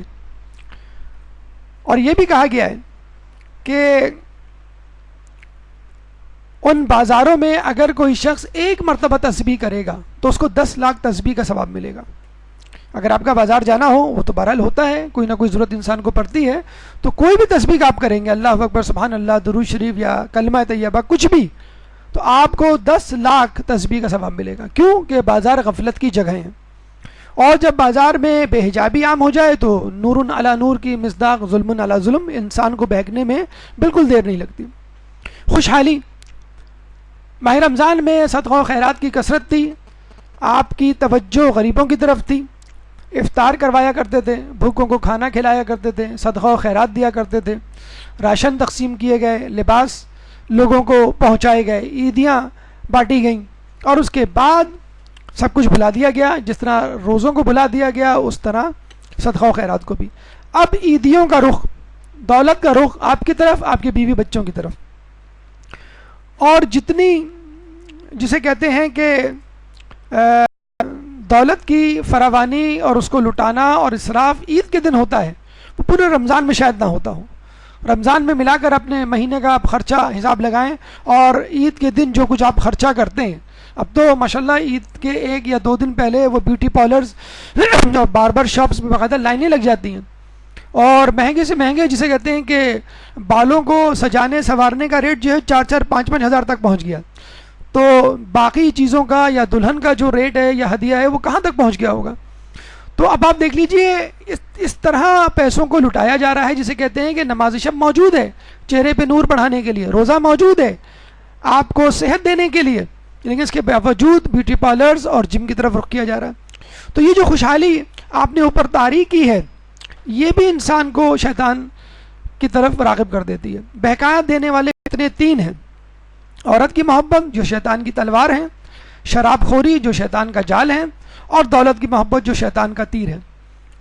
حدیث میں آیا ہے کہ میں اپنی امت کے لیے جس فتنے سے زیادہ سب سے زیادہ فکر مند ہوں وہ ہے دولت کا فتنہ، اور یہ حقیقت ہے کہ وہ دولت وہ شے ہے جو ہر شخص کو اپنے نرغے میں لے لیتی ہے، چاہے وہ عورت ہو، چاہے وہ مرد ہو، چاہے وہ بچہ، چاہے وہ جوان، چاہے وہ ضعیف، ہر شخص اس دولت کے پھندے میں آ جاتا ہے۔ لاکھوں کروڑوں کمانے جسے کہتے ہیں کہ وہ لوگوں کو کم پڑ جاتے ہیں۔ حضرت سعد ایک صحابی اصحاب صفہ سے ان کا تعلق، ان کی غربت کی زندگی کو دیکھ کے رسول اللہ بہت اداس ہوتے تھے۔ اگر اللہ نے مجھے پیسے دیے تو میں تمہیں بے نیاز کر دوں گا۔ ایک دفعہ جبرائیل علیہ السلام آئے اور کہنے لگے کہ آپ کو سعد کی غربت کا بڑا قلق ہے، رسول نے کہا ہاں. تو جبرائیل نے 2 درہم دیے رسول کو اور کہا کہ یہ سعد کو دے دیں اور کہیں کہ اس سے تجارت کرے. رسول نے سعد کو بلا کے کہا کہ کیا تم تجارت کرو گے؟ تو سعد نے کہا کہ میرے پاس تو 2 کوڑی نہیں. تو رسول نے کہا کہ یہ درہم لے لو اور اس سے جا کے تجارت کرو. سعد نے تجارت شروع کی, ماشاءاللہ بڑی برکت ہوئی, دکان خرید لی مسجد کے ساتھ اور چیزیں بیچنے لگے. لیکن رسول نے دیکھا ان کو نمازوں میں تاخیر ہونے لگی, بسا اوقات نماز میں نہیں آتے. رسول اللہ نے کہا کہ تم کو دنیا نے غفلت میں ڈال دیا سعد. تو سعد کہتے ہیں میں کیا کروں, کیا مال بیچ دوں, پھینک دوں؟ فلاں کو میں نے اتنی چیزیں دی ہوئی ہیں, مجھے پیسہ لینا ہے, فلاں کو میں نے پیسے دیے ہوئے ہیں, چیز پہنچانی ہے, میں کیا کروں, میں مصروف ہوں کاروبار میں. اور رسول اللہ بڑا کڑتے تھے, بہت اداس ہوتے تھے, یعنی پہلے سے زیادہ اداس. جبرائیل آئے اور کہنے لگے کہ کیا آپ کو سعد کی حالت پہ بہت دکھ ہوتا ہے؟ رسول نے کہا کیا آپ چاہتے ہیں کہ سعد کی امیری برقرار رہے, یا اگر آپ چاہتے ہیں کہ سعد اپنی دوبارہ حالت پہ واپس آ جائے, آپ جو چاہتے ہیں وہی ہوگا. رسول نے کہا کہ مجھے اس بات کی جسے کہتے ہیں کہ اس بات کا قلق ہے کہ سعد کی دولت کی وجہ سے اس کی آخرت تباہ ہو رہی ہے. تو جبرائیل نے کہا تو پھر آپ سعد کو کہیے کہ وہ 2 درہم آپ کو واپس کر دے. رسول اللہ نے سعد کو بلایا اور کہا کہ سعد کیا ہمیں وہ تو تم 2 درہم واپس نہیں کرو گے جو ہم نے تمہیں دیے تھے؟ سعد نے کہا رسول آپ کیا بات کر رہے ہیں, 2 درہم, میں تو آپ کو 200 درہم دینے کے لیے تیار ہوں. رسول نے کہا نہیں, ہمیں تو بس وہی 2 درہم چاہیے جو ہم نے تمہیں دیے تھے. سعد نے وہ 2 درہم واپس کیے. جس دن وہ 2 درہم واپس کیے اسی دن سے سعد کا کاروبار تنزلی کی طرف چلا گیا, لیکن سعد دوبارہ مسجد کی طرف آ گیا. اسی طرح جس طرح پہلے خوشی و خضوع کے ساتھ نماز سے اذان سے پہلے وضو کر کے وہ نماز میں آ کے بیٹھ جاتا تھا, اسی طرح آنے لگا. تو آپ دیکھیے کہ کس طرح انسان جو ہے دولت کے بہاؤ میں بہہ جاتا ہے اور اس کو پتہ بھی نہیں چلتا. اچھا مزے کی بات یہ ہے کہ ساری دولت یا کم از کم زیادہ تر دولت وہ اپنے قریبی رشتہ داروں, دوستوں اور ایسے لوگوں کے لیے کما رہا ہوتا ہے جو اس سے کوئی غرض نہیں رکھتے. حتیٰ کہ بیوی بچے بھی بعض اوقات دیکھا گیا ہے کہ جن کو وہ سمجھتا ہے کہ یہ دولت کی وجہ سے میری محبت میں گرفتار رہیں گے. آپ دیکھ لیجئے امیروں کے بچے سب سے زیادہ اپنی ماں کو, اپنے باپ کو اور اپنے گھر والوں کو چھوڑ کے چلے جاتے ہیں کہ جنہوں نے سب کچھ اپنے بچوں کو دیا ہوا ہوتا ہے. تو قدر کیجیے گا ایسے رشتوں کی جو آپ کے سینے کے اوپر پہنی جیب کی بجائے سینے کے اندر دھڑکتے دل میں دلچسپی رکھتے. تو ایسے لوگوں پر دولت نہ خرچ کیجیے اور نہ ہی ان کے لیے کمائیے, بلکہ ان لوگوں کے لیے جسے کہتے ہیں اپنی دولت کو بچا رکھیں جو آپ سے دل سے محبت کرتے ہیں. اور یہ بھی کسی نے خوب کہا کہ اپنوں کے ساتھ وقت کا پتہ ہی نہیں چلتا, مگر وقت کے ساتھ اپنوں کا پتہ چل جاتا ہے. جیسے انسان پہ برا یا اچھا وقت پڑتا ہے تو پتہ چل جاتا ہے کون آپ کے ساتھ ہے کون نہیں ہے. تو دولت تو دشمن کو بھی دوست بنا دیتی ہے, لیکن غربت میں پتہ چل جاتا ہے کون آپ کے ساتھ ہے. تو ایسی دولت کو کیا فائدہ کہ آپ دوسروں کے لیے کمائیں اور دوسروں کے لیے چھوڑ جائیں اور دوسرے ہی اس سے فائدہ کمائیں, آپ کو اس سے کوئی فائدہ نہ ہو. چنانچہ صدقہ و خیرات کا تسلسل برقرار رکھیے. اپنی دولت کو ان لوگوں پر خرچ کیجیے کہ جو آپ کے لیے ہاتھ اٹھا کر دعا کرنے والے ہیں اور جن کی دعائیں قبول ہونے والی ہیں. کہتے ہیں جب آدمی انفاق کرتا ہے, پیسہ رائے خدا میں لٹاتا ہے, تو امام فرماتے ہیں کہ 2 چیزیں خدا کی طرف سے آتی ہیں اور 2 چیزیں شیطان کی طرف سے. جو 2 چیزیں خدا کی طرف سے آتی ہیں وہ بخشش اور وسعت مال, یعنی اس کے گناہوں کی بخشش ہوتی ہے اور اس کے مال میں برکت ہوتی ہے. بلکہ یہ بھی کہا گیا ہے کہ تنگ دستی میں صدقہ دو. عجیب بات ہے, پیسے نہیں اور کہا جا رہا ہے کہ پیسے نکالو. کیوں؟ یہ تجارت ہے اللہ سے, نیکی کرنا تجارت ہے اللہ کے ساتھ. اور 2 چیزیں شیطان کی طرف سے آتی ہیں, یعنی فقر کا خوف اور فحاشی کی دعوت. یعنی انسان جو ہے آپ کے دل میں فخر ڈالے گا, اپنے لیے بچا کے رکھو, کہیں بیمار نہ پڑ جاؤ, کہیں ہارٹ اٹیک نہ ہو جائے, کہیں بچی کی شادی ہونے والی ہے, پیسے جو ہے کسی نے قرض مانگ لیا تو نہ دو, پتنی وہ تم کو لوٹائے نہ لوٹائے, اور فحاشی کی دعوت دیتا ہے اور فقر سے. اور آپ دیکھ لیجئے کہ فحاشی سے متعلق جتنے لوگ ہیں, سیلیبریٹیز, ایکٹرز, ایکٹریسز اور جتنے ادارے ہیں, سب سے زیادہ متمول جو ہیں وہ لوگ ہوتے ہیں. ایک انڈین اداکارہ ایک ایڈورٹیزمنٹ کے 5 کروڑ مانگتی ہوئی نظر آتی ہے. ایک ایڈورٹیزمنٹ جو بمشکل آدھے منٹ کا ہوتا ہے, اس آدھے منٹ کے لیے 5 کروڑ کی خطیر رقم جو ہم میں سے کسی کو مل جائے تو ہم جو ہے وہ کوئی کاروبار کرنا ہی چھوڑ دیں، اس کو کہیں جمع کرا دیں اور بس کافی ہے، بلکہ جمع بھی نہ کرائیں، ویسے بھی خرچ کر دیں تو کافی ہے. تو یہ کیا ہے؟ یہ فحاشی میں مبتلا لوگ ہیں، اور دیکھا جائے ان کی جو رینکنگ ہے، جو ان کی ویلیو ہے، وہ عوام جسے کہتے ہیں کہ متعین کرتی ہے. آج لوگ اس قسم کے پروگرامات دیکھنا چھوڑ دیں، آج لوگ جو ہیں وہ فلمیں دیکھنا چھوڑ دیں تو یہ سیلیبریٹیز تمام کی تمام نیچے آ جائیں گی.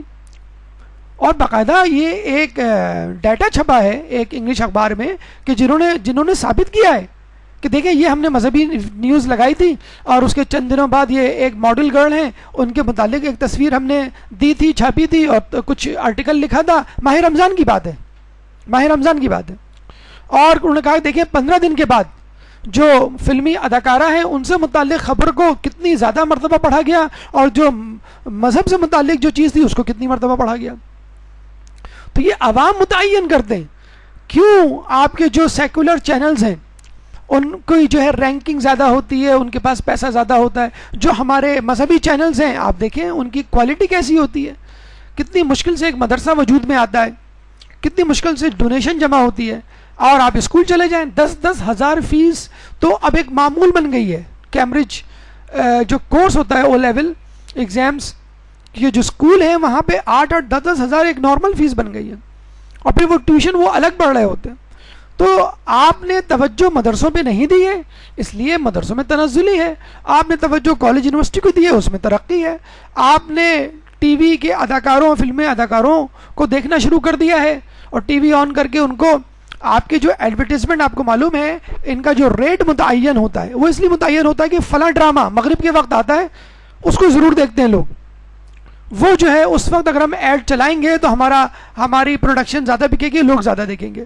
تو یہ عوام متعین کرتی ہے کہ کس چیز کو دیکھنا ہے، کس چیز کو اوپر لے کے جانا ہے، کس چیز کی اہمیت کو بڑھانا ہے.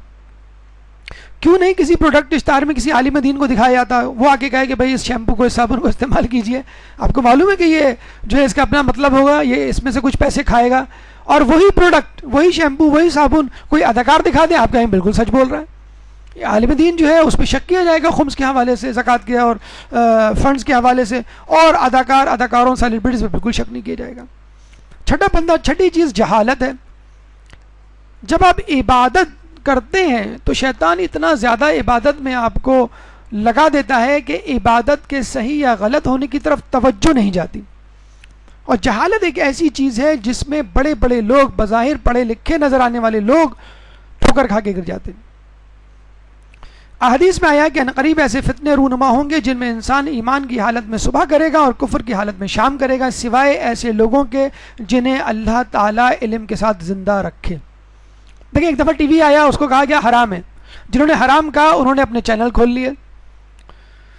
فوٹوگرافس کے متعلق فتویٰ دیا گیا، فوٹو کھنچوانا حرام ہے، ویڈیو بنانا حرام ہے. آج وہی حضرات جو ہے ویڈیو بنا رہے ہیں اور جسے کہتے ہیں کہ ٹی وی پہ آ کے درس دے رہے ہیں. تو کیا کہنے کا مقصد ہے؟ آپ چیز کو صحیح استعمال کریں. فیس بک ٹھیک ہے ایک فتنہ بک ہوگی، بالکل ہوگی، لیکن اگر اس کو صحیح استعمال کر لیا جاتا تو آپ دیکھ لیں کہ اس کا کیا نتیجہ برآمد ہوتا. جس طرح خود ہمارے مدرسے نے جس طرح یوز کیا ہے، یا اور لوگ پازیٹیولی جو جہاں یوز کر رہے ہیں، یا انٹرنیٹ کو یوز کر رہے ہیں، یا خود ٹی وی چینلز جو ہادی چینل ہے، مثلا کربلا چینل ہے، الفرات چینل ہے، یا پی سی این یا فیملی چینل جو مختلف جگہوں پہ کراچی میں کھلے ہوئے ہیں اور جگہوں پہ جو کوشش کر رہے ہیں کہ لوگوں کو مذہبی مٹیریل پرووائڈ کیا جائے. تو کیا یہ ٹی وی کی زکوٰۃ نہیں؟ کیا یہ انٹرنیٹ کی زکوٰۃ نہیں؟ کیا یہ فیس بک کی زکوٰۃ نہیں کہ ان چیزوں کو اسلامائز کر لیا جائے؟ آپ کو گاڑی بھی استعمال کرنی ہے، کمپیوٹر بھی استعمال کرنا ہے، آپ کو ایروپلین بھی استعمال کرنا ہے، ہر چیز، لیکن اسلامی طریقے سے ان چیزوں کو استعمال کرنا. دیکھیں جہالت انسان کو کہاں لے جاتی ہے اور انسان کیسے کیسے دعوے کرنے لگتا ہے، اس کی جھلک ہم آپ کو دکھاتے ہیں. آپ نے دیکھا ہوگا لوگ روزے رکھتے ہیں، لوگ اعتکاف میں بیٹھتے ہیں اور کہتے ہیں مجھے فلاں خواب دکھا تھا، مجھے فلاں شخص نے خواب میں آ کے یہ بشارت دی ہے، مجھے فلاں حکم ملا ہے، اب مجھے یہ کرنا ہے. اب ظاہری بات ہے خواب کی شرعی حیثیت تو ہوتی نہیں ہے، آپ کریں نہ کریں جسے کہتے ہیں. تو بعض اوقات جو دیندار طبقہ ہے وہ بس یہ سمجھنے لگتا ہے کہ مجھے اللہ کی طرف سے بشارتیں ہو رہی ہیں، اور اس کے ذریعے وہ حلال کو حرام، حرام کو حلال بنا دیتا ہے. کیسے؟ بنو امیہ کے ایک شہزادے نے خواب میں دیکھا کہ وہ اور مولا علی ایک دریا سے گزر رہے ہیں، تو سامنے دیکھا ایک پل آ رہا ہے. جب پل آیا تو اس نے مولا علی کو کہا کہ آپ چلیے آگے، تو مولا علی نے کہا نہیں تم چلو آگے. تو اس نے فخر سے سینہ تان کے کہا کہ آپ کی فضیلت اپنی جگہ، لیکن رہنمائی کے قابل تو ہم بنو امیہ کے لوگ ہیں، خلیفہ بننے کا استحقاق تو بس ہمیں ہے. یہ خواب اس نے کسی کو سنایا تو اس شخص نے کہا کہ پھر مولا علی نے کیا جواب دیا؟ کہ کچھ نہیں کہا، چپ ہو گئے. کیا کیا کیا کیا کیا کہہ سکتے تھے؟ وہ بات میں نے بالکل صحیح کہی تھی، ہم رہنمائی کے قابل ہیں اس لیے تو کچھ نہیں کہا. تو اس شخص نے کہا تم ذرا غور سے سوچ کے بتاؤ کہ انہوں نے کچھ کہا تھا یا نہیں؟ انہوں نے کہا کہ کچھ نہیں کہا تھا، بس سلام کیا تھا 3 مرتبہ، سلامن سلامن سلامن. تو کہنے لگا بیوقوف آدمی، تو نے فرقان، سورہ فرقان کی آیت نمبر 63 نہیں پڑھی جس میں اللہ فرماتا ہے وَإِذَا خَاطَبَهُمُ الْجَاهِلُونَ قَالُوا سَلَامًا، کہ جب وہ جاہلوں سے مخاطب ہوتے ہیں تو کہتے ہیں السلام علیکم، آپ پہ سلام ہو. یعنی کسی بحث و مباحثے میں پڑے بغیر آگے گزر جاتے ہیں کہ ان کو سمجھانے کا کوئی فائدہ نہیں. تو جاہل ہے، تیری بات بھی جہالت پر مبنی تھی. مولا علی نے کہا کہ میں کیا اس سے بحث کروں، چنانچہ بہتر یہی کہ میں آگے بڑھ جاؤں. تو خدا را آپ کوئی خواب دیکھیں یا کوئی الہام آپ کو ہو تو کسی عالم دین سے، اپنے سے بہتر شخص سے، اپنے خیر خواہ سے مشورہ لے لیجیے. اپنے آپ کو کسی ولی جسے کہتے ہیں کہ برابر نہ سمجھنے لگے. ایک اور مسئلہ جو ہمارے معاشرے میں اس وقت کھڑا ہو گیا ہے وہ یہ ہے کہ قرآن کی گرامر، مسئلہ تو نہیں ہے، بہت اچھی بات ہے، قرآن کو سمجھیں، قرآن کے ترجمے کو سمجھیں، تفسیر کو سمجھیں، اس پہ عمل کریں. اگر عربی گرامر یا قرآنی گرامر، آج کل ایک شارٹ کورسز چلے ہوئے ہیں جس میں عربی گرامر سکھائی جاتی ہے، یعنی عربی گرامر میں بھی وہ گرامر جو قرآن آپ کو جلدی سے سکھا دے، اور مہینوں میں 3 مہینے میں 2 مہینے میں آپ قرآن پڑھنے اور اس کو سمجھنے کے قابل ہو جاتے ہیں. لیکن کچھ لوگوں نے یہ سمجھ رکھا ہے کہ قرآن کا ترجمہ پڑھ کر ہم اس کی تفسیر بھی سمجھ جائیں گے، یعنی اس کے معنی و مطالب اور مفہوم اور مقصد اور پیغام اس کو بھی سمجھ جائیں گے، درک کر لیں گے. یہ غلط ہے. یہ بالکل مثال ایسی ہے کہ ایک انگلش جاننے والے کو ایک انگلش کتاب دی جائے اور کہا کہ یہ میڈیکل کی بک ہے، آپ اس کو پڑھ کے ڈاکٹر بن جائیے. کیا وہ ڈاکٹر بن جائے گا ایک کتاب کو پڑھ کے انگلش جاننے والا؟ اور اگر فقط عربی کا جاننا شرط ہے قرآن کو سمجھنے کی یا اس سے اس کا اصل مفہوم اخذ کرنے کی، تو عرب دنیا میں موجود تمام عربی بولنے والے مفسر قرآن ہوتے. لیکن ایسا نہیں ہے. اس کا مطلب یہ ہوا کہ قرآن کو سمجھنے کے لیے فقط عربی گرامر نہیں، علم حدیث، علم الرجال، علم تفسیر، علم منطق، ادبیات عربی اور دیگر علوم، 25 علوم کہا جاتا ہے کہ وہ آنے چاہیے، تب کہیں جا کے آپ قرآن کی تفسیر کرنے کے قابل ہوں گے. چنانچہ اگر آپ کو قرآن پڑھنے کا شوق ہے بالکل پڑھیے، لیکن کسی کی تفسیر لے کے، تفسیر المیزان لے کے، مثلا تفسیر نمونہ لے کے، تفسیر انوار النجف لے کے، تفسیر نور لے کے، مجموع البیان لے کے، جو مفسر نے لکھا ہے روایات کی روشنی میں اس کو لے کر اس کو پڑھیے، نہ کہ آپ اپنے طور پر قیاس کرنا شروع کریں. حق نما باطل. ماہ رمضان میں ایسے چہرے کم از کم میڈیا پہ تو آپ کو ٹکرائے ہوں گے کہ جن کی داڑھیوں سے، جن کے حجاب سے یا جن کی باتوں سے آپ بڑے مروب ہوئے ہوں گے کہ بھئی یہ بھی تو پرہیزگار لوگ ہیں، یہ بھی تو دیندار لوگ ہیں، ان کو بھی کشف و کرامات ہوتی ہیں، تو ان کے جیسے بننے میں کیا حرج ہے. ہمارے خیال میں دونوں برابر ہیں، دونوں کو صحیح کہنا چاہیے، اور پھر آدمی ایک کنفیوژن کے مسئلے سے دوچار ہو جاتا ہے. تو بعض اوقات سمجھ لیجئے کہ حق جو ہے نہیں ہوتا، وہ باطل ہوتا ہے، اور باطل اپنے اوپر حق کا لبادہ اوڑھ لیتا ہے. دیکھیں اس کی تفصیل کچھ یوں ہے کہ قرآن میں آیا ہے کہ یا ایھا الذین آمنوا لا تتبعوا خطوات الشیطان، کہ اے ایمان لوگوں، وہ جو ایمان لائے ہو، شیطان کی راہ کی اتباع نہ کرو. ومن یتبع خطوات الشیطان، اور جو کوئی شیطان کی راہ کی اتباع کرے گا، فإنہ یأمر بالفحشاء والمنکر، تو وہ اس کو فحاشی اور منکر گناہ کے کاموں کا حکم دے گا. سورہ نور آیت نمبر 21. اب کیا فقط شیطان فحاشی اور منکر کا حکم دیتا ہے؟ کیا شیطان دین کی دعوت دے اس کو ہم قبول کر سکتے ہیں؟ فوراً لوگ کہیں گے ہاں کرنی چاہیے کیونکہ وہ اچھی بات کر رہا ہے. لیکن یاد رکھ لیجئے علماء حق یہ فرماتے ہیں کہ اگر شیطان تمہیں دعوت دین بھی دے تو وہ بھی قبول نہ کرو. وہ نماز پڑھنے کا کہے، روزہ رکھنے کا کہے، یعنی واجب نمازیں، واجب روزہ نہیں، یعنی اس طرح کہ جس طرح کہ وہ چاہ رہا ہے کہ اس طرح رکھ لو یا اس طرح کر لو، یا ایک طرف رہا ہے یہاں پہ اچھی باتیں ہو رہی ہیں اور اس پروگرام کو دیکھ لو یا اس درس کو سن لو، تو وہ شیطان کی دعوت ہوتی ہے کہ وہ شروع میں تو اچھی باتیں کرے گا، اس کے بعد وہ اپنی انحرافی گفتگو پر آ جائے گا. جیسے ہم نے بتایا کہ ایک جیسے ویب سائٹ ہے alislam.org قادیانیوں کی، اگر اس پہ آپ چلے جائیں تو آپ کہیں گے اس میں تو کوئی ایسی بات نہیں جس پہ آبجیکشن کیا جا سکے. تو دیکھا جائے عیسائیت میں بھی کوئی ایسی بات نہیں جس پہ آبجیکشن کیا جا سکے، وہ تو لوگوں نے اپنے طور پہ گناہ ایجاد کر لی ہیں. بائبل میں بھی کوئی ایسی بات نہیں جس پہ آبجیکشن کیا جا سکے. تو آپ قرآن کو چھوڑ کر بائبل کو اپنا لاہ عمل قرار دے سکتے ہیں؟ بالکل نہیں قرار دے سکتے. روایت ملتا ہے کہ وہ یعنی شیطان اگر باطل کو حق کے لباس میں ان کے سامنے پیش نہ کرتا تو تیرے راستے سے کوئی گمراہ نہ ہوتا. دیکھیں فن کمال فہم و فراست یہ نہیں کہ انسان حق و باطل میں تمیز کرے، بلکہ فہم و فراست یا بصیرت یہ ہے کہ انسان حق کے بیس میں باطل کو پہچان لے. اور یہی غلطی مسلمانوں سے ہوئی رسول اللہ کی شہادت کے بعد کہ انہوں نے حق کے بھیس میں باطل کو نہیں پہچانا، اور اس کے بعد بھی لوگوں سے غلطی ہوئی. یہ تو مولا علی جب آگے بڑھے اور جنگیں ہوئیں، اور جب بعد میں آئمہ نے بتلایا کہ کون سے لوگ ہیں جو اسلام کے بھیس میں ہیں، مسلمانوں کے بھیس میں ہیں، اور تمہارے مذہب کو جو ہے وہ منحرف کر کے تمہیں کہیں اور لے کے جا رہے ہیں. تو اصل چیز ہے اسلام کے بھیس میں کسی کو پہچاننا، ورنہ منکر شخص کو اور گمراہ شخص کو یا بے دین شخص کو پہچاننا بالکل مشکل کام نہیں. اسے کہتے ہیں کہ ایک شخص مسافر کسی گاؤں گیا تو دیکھا وہاں ایک اس کو کہا، اس نے سوچا کہ میں چلو اس کو پڑھاؤ کی جگہ بنا لیتا ہوں. اندر گیا تو ایک شخص نماز پڑھ رہا تھا، بڑی خوبصورت قرات تھی. جب اس نے نماز ختم کی تو اس مسافر نے کہا کہ ماشاءاللہ بڑی خوبصورت قرات تھی، تمہاری نماز میں بڑا خشوع و خضوع تھا. تو نمازی نے کہا تم کو معلوم ہے میں نے روزہ بھی رکھا ہوا ہے. تو مسافر نے کہا ماشاءاللہ بڑی اچھی بات ہے کہ ماہ رمضان ہے نہیں پھر بھی تم نے روزہ رکھا ہوا ہے. تو تم ہی اس بستی میں مجھے نیکوکار پرہیزگار لگتے ہو. کھانے کا وقت ہوا ہے، میں کھانا لینے جاتا ہوں بازار، تم میرے گھوڑے کا خیال رکھنا. اور جب وہ مسافر بازار جاتا ہے تو پیچھے یہ نمازی پرہیزگار شخص روزے دار شخص روزے کی حالت میں گھوڑے کو لے کے 9-11 ہو جاتا ہے.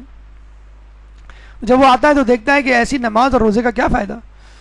تو کہا کہ کیا کہا گیا حدیث میں کہ کسی کے روزے اور نماز پہ نہ جانا، یہ تو اس کی عادت بن چکی ہوتی ہے. لوگوں کو آفس میں پہچانو، اس کو گھر میں پہچانو، وہ اپنے گھر والوں سے کیسا ہے. عورت اپنے گھر کے کام میں شوہر کی خدمت میں کس طرح اپنا دل لگا رہی ہے، شوہر اپنی بیوی سے کس لہجے میں بات کر رہا ہے، یا جو ہے وہ کوئی کاروباری شخص ہے وہ جب لین دین کر رہا ہے تو کس طرح کا لین دین کر رہا ہے. تو بدعقیدہ نمازیوں اور بدعقیدہ روزہ داروں سے مرعوبیت کی بجائے آپ ان لوگوں کو پہچاننے کی کوشش کریں کہ اندر خود وہ کوئی استعمار کا ایجنڈا تو نہیں رکھتے. 8ویں چیز جو ماہ رمضان کے بعد آپ کے اندر پیدا ہو سکتی ہے وہ خدا کی آزمائش. اب آپ کیا کہتے ہیں، خدا ہم نے تیری بات مانی. ہم نہیں کہتے ہیں امی سے، امی دیکھیں ہم نے آپ کی بات مانی، ہم نے ہوم ورک کیا، اب آپ ہمیں چاکلیٹ دیں. تو آپ جو ہیں خدا کو آزمانے لگتے ہیں کہ ہم نے تیرے لیے روزے رکھے، ہم نے تیرے لیے نمازیں پڑھی، ہم نے تیرے لیے شب بیداری کی، اب جو ہے وہ ہمیں امتحان میں پاس کر دے. پتہ لگا کہ فیل ہو گئے آپ، پڑھ کے آپ نے بالکل بھی نہیں دیا اور کہا کہ بس ہم نے حدیث سنی ہوئی ہے، تم اللہ کا کام کرو، اللہ تمہارا کام کرے گا. بلکہ ہم نے تو ویٹ بھی کیا ایگزام والے دن کوئی فرشتہ ہے ہماری جگہ جو ہے وہ ٹیسٹ دے دے، امتحان دے دے. تو اس طرح کی دعائیں قبول نہیں ہوتی. عیسیٰ علیہ السلام کو ایک دفعہ شیطان نے کہا کہ اللہ آپ کو پسند کرتا ہے. عیسیٰ علیہ السلام نے کہا ہاں، کہ اللہ اگر آپ کو پسند کرتا ہے تو آپ اس کی آزمائش کیجئے، اس پہاڑی سے کود جائیے اور پھر دیکھیے کہ اللہ تعالیٰ آپ کو بچاتا ہے یا نہیں. تو عیسیٰ علیہ السلام نے کہا کہ میں اپنے اللہ کو نہیں آزماتا. حضرت سلیمان کو یہودیوں نے پکڑ لیا ایک دفعہ اور کہا کہ تم کس مذہب سے تعلق رکھتے ہو. آپ نے کہا میں مذہب اہل بیت سے تعلق رکھتا ہوں. کن لوگوں کو پسند کرتے ہو؟ میں اہل بیت کو پسند کرتا ہوں. جب انہوں نے یہ سنا تو آگ بگولا ہو گئے اور مارنا پیٹنا شروع کر دیا اور کہا کہ جن لوگوں کو پسند کرتے ہو ان کو پکارتے کیوں نہیں. تو سلمان فارسی نے کہا کہ نہیں، میں سمجھتا ہوں صبر کرنا بہتر ہے. اگر چاہتے تو بڑا اچھا موقع تھا، پکار لیتے رسول کو، ائمہ کو، علی کو، بھائی میری مدد کیجئے، پتہ چل جاتا نعوذ باللہ کہ محبت کرتے ہیں کہ نہیں. کیا کہا کہ نہیں، میں سمجھتا ہوں کہ صبر زیادہ بہتر ہے. جب کہتے ہیں کہ وہ مار مار کے ہلکان ہو گئے تو دیوار شق ہوئی، رسول نمودار ہوئے اور کہا اے سلیمان ان یہودیوں کے لیے بد دعا کرو کیونکہ اب ان میں سے کوئی بھی راہ راست پہ نہیں آنے والا. سلیمان نے بد دعا کی، اسی وقت ان یہودیوں کے ہاتھ میں جو لاٹھیاں تھیں وہ سانپ بن گئی، اور ہر سانپ نے اپنے اپنے یہودی کو کھا لیا. بالکل وہی معجزہ جو موسیٰ علیہ السلام کے زمانے میں ہوا تھا. تو موسیٰ علیہ السلام کے معجزے تو اہل بیت کے چاہنے والوں کے ہاتھوں سے سرزد ہوتے ہیں. آپ کہاں ہمارے اہل بیت کو انبیاء سے ملا رہے ہیں؟ تو کچھ لوگ سمجھتے ہیں کہ بس ہم نے ماہ رمضان میں عبادت کر لی، کافی ہے، اب آرام کریں گے، 3-4 دن خوب کھائے پیئیں گے کیا، بس ہم جو ہے وہ خوب ٹی وی دیکھیں گے، خوب گناہ کریں گے. بہت عرصے سے زبان رکی ہوئی تھی، جسے کہتے ہیں جام ہو گئی تھی، کہیں زنگ تو نہیں لگ گیا، ذرا زبان چلائیں، تھوڑی سی دھار لگائیں، غیبت کریں، جھوٹ بولیں تاکہ پتہ تو چلے کہ زبان کام بھی کر رہی ہے کہ نہیں. کیونکہ غیبت اور جھوٹ اور توہین مومن کے علاوہ اس زبان کا کوئی کام ہی نہیں رہا. احادیث اور روایت اگر یاد ہو تو انسان گفتگو کرے، کسی محبت کرے تو اس کی تعریف کرے، تو انسان آرام اور آسائش میں مبتلا ہو کر گناہ میں مبتلا ہو جاتا ہے. نواں مسئلہ جو انسان کے ساتھ پیدا ہوتا ہے ماہ رمضان کے بعد وہ یہ کہ انسان سمجھتا ہے کہ میں متقی پرہیزگار ہوں، اور میں اب اللہ کی سائبان میں، اللہ کی سایہ عاطفت میں اور اللہ کے پسندیدہ بندوں میں شامل ہو گیا ہوں. اب شیطان مجھ کو نہیں بہکائے گا، کیونکہ میں اللہ کا فیوریٹ بندہ بن گیا ہوں. بہکائے گا تو بھی اللہ مجھے بچا لے گا. حالانکہ آپ یاد رکھ لیجئے، شیطان نے گویا قسم کھائی تھی جب راندہ درگاہ ہوا تھا کہ قالا فبما اغویتنی، جس طرح تو نے مجھے گمراہ کیا ہے.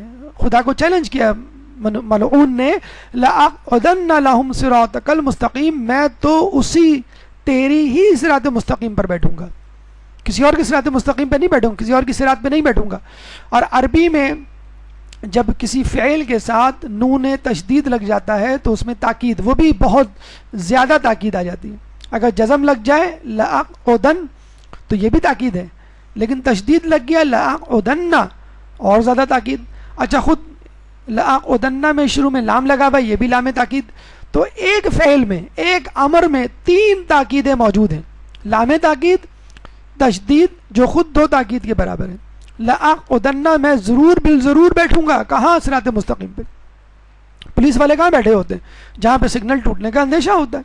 کسی ٹوٹی ہوئی سڑک پہ یا جہاں پہ ٹریفک کم ہو وہاں نہیں بیٹھیں گے، اس جگہ بیٹھیں گے جہاں پر ان کو اندیشہ ہے. آپ تو ماشاءاللہ کرو پل بھی بن گئے، برج بن گئے. جیسے آپ پل کاٹتے ہیں تو ایک دم سے جسے کہتے ہیں کہ پولیس والے نمودار ہو جاتے ہیں. آپ سمجھتے ہیں پتنی یہ اوپر سے ان کا نزول ہوا ہے، یا کسی درخت کی اوٹ میں کھڑا ہوا ہوگا. آپ جو بڑے مزے سے اسکوٹر لے کر سگنل توڑتے ہوئے چلے جاتے ہیں تو وہ اسی جگہ تو کھڑا ہوگا جہاں اس کو امکان ہے کہ یہاں پر کسی سگنل توڑنے والے کا یا جسے کہتے ہیں کہ اصول توڑنے والے کا گزر ہوگا.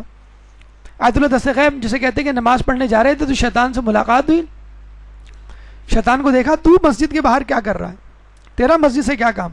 کہنے لگا کہ میں اپنے دوستوں کا انتظار کر رہا ہوں، یعنی اپنے کلائنٹس کا انتظار کر رہا ہوں کہ باہر نکلیں تو میں ان کو بہکاؤں. تو شیطان کیسینوں میں، جوا خانوں میں، شیطان جو ہے وہ قہبہ خانوں میں یا ایسی محفلوں پہ جہاں پہ بے پردگی ہے، مکس گیدرنگ ہے، میوزک ہے، یہاں جا کے لوگوں کو کیا بہکائے گا؟ یہ تو لوگ سدھرے ہوئے ہیں. سینما ہالز میں جا کے کیا بہکائے گا؟ وہ تو مدرسے آ کے بہکائے گا، مسجد آ کے بہکائے گا. مسجد میں جو ہے لوگوں سے غیبت کروائے گا کہ فلاں مولوی نے یہ کہہ دیا، دیکھو کہتے کچھ ہیں کرتے کچھ ہیں، ان کے گھر والوں کو تو ہم نے دیکھا ہے کوئی بھی جسے کہتے ہیں ڈھنگ سے حجاب نہیں کرتا. تو وہ ایسی باتیں مسجدوں میں کروائے گا، مدرسوں میں کروائے گا اور مومنوں کے درمیان کروائے گا. دینداروں کو جنہوں نے لعلکم تتقون کی منزل پا لی ہے، شیطان 3 موقعوں پر ان کو ورغلاتا ہے. غصے کی حالت میں، 2 آدمیوں میں فیصلہ کرنے کے دوران، اور نامحرم کے ساتھ تنہائی میں. یہ 3 مواقع ہیں. آپ نے دیکھا ہوگا کہ دیندار ہوتے ہیں، نمازی پرہیزگار ہوتے ہیں، لیکن جب کسی بات پہ غصہ آتا ہے تو پتہ ہی نہیں چلتا کہ ان کا تقویٰ کہاں چلا گیا. جب بچوں کے درمیان عدل کرتے ہیں تو ایک بچے کو بہت زیادہ جسے کہتے ہیں کہ پیار کرتے ہیں اور ایک کو بہت زیادہ لتاڑتے ہیں. اور نامحرم کے ساتھ تنہائی میں اس کا جسے کہتے ہیں کہ فیصلہ آپ لوگ کریں گے. اور آپ کو معلوم ہے جس طرح انٹرنیٹ اور دیگر میڈیا کا استعمال ہو رہا ہے تو نامحرم کے ساتھ تنہائی میں کس طرح گناہوں میں ملوث ہو جاتا ہے. یہ شیطان کے لیے بہت آسان کام ہے. تنہا پرواز، دیکھیں ایک تو ہوتا ہے تنہا رہنا، تنہا ہو جانا، اور ایک ہوتا ہے آدمی یہ فیصلہ کر لے کہ بس اب مجھے کسی رہنما، کسی استاد، کسی عالم، کسی مرجع تقلید کی ضرورت نہیں، بلکہ اب تو مجھے قرآن و حدیث کی بھی ضرورت نہیں. اب میری عقل راست پر آ چکی ہے، اب میں اپنی عقل سے فیصلہ کر لوں گا کہ مجھے کیا کرنا ہے، اور آپ تنہا پرواز کرنے کے لیے نکل کھڑے ہوتے ہیں۔ تو یاد رکھ لیجئے، اللہ کا ہاتھ جماعت پر ہے، اکیلے آدمی کو ہمیشہ کوئی نہ کوئی مسئلہ دوچار ہوتا ہے۔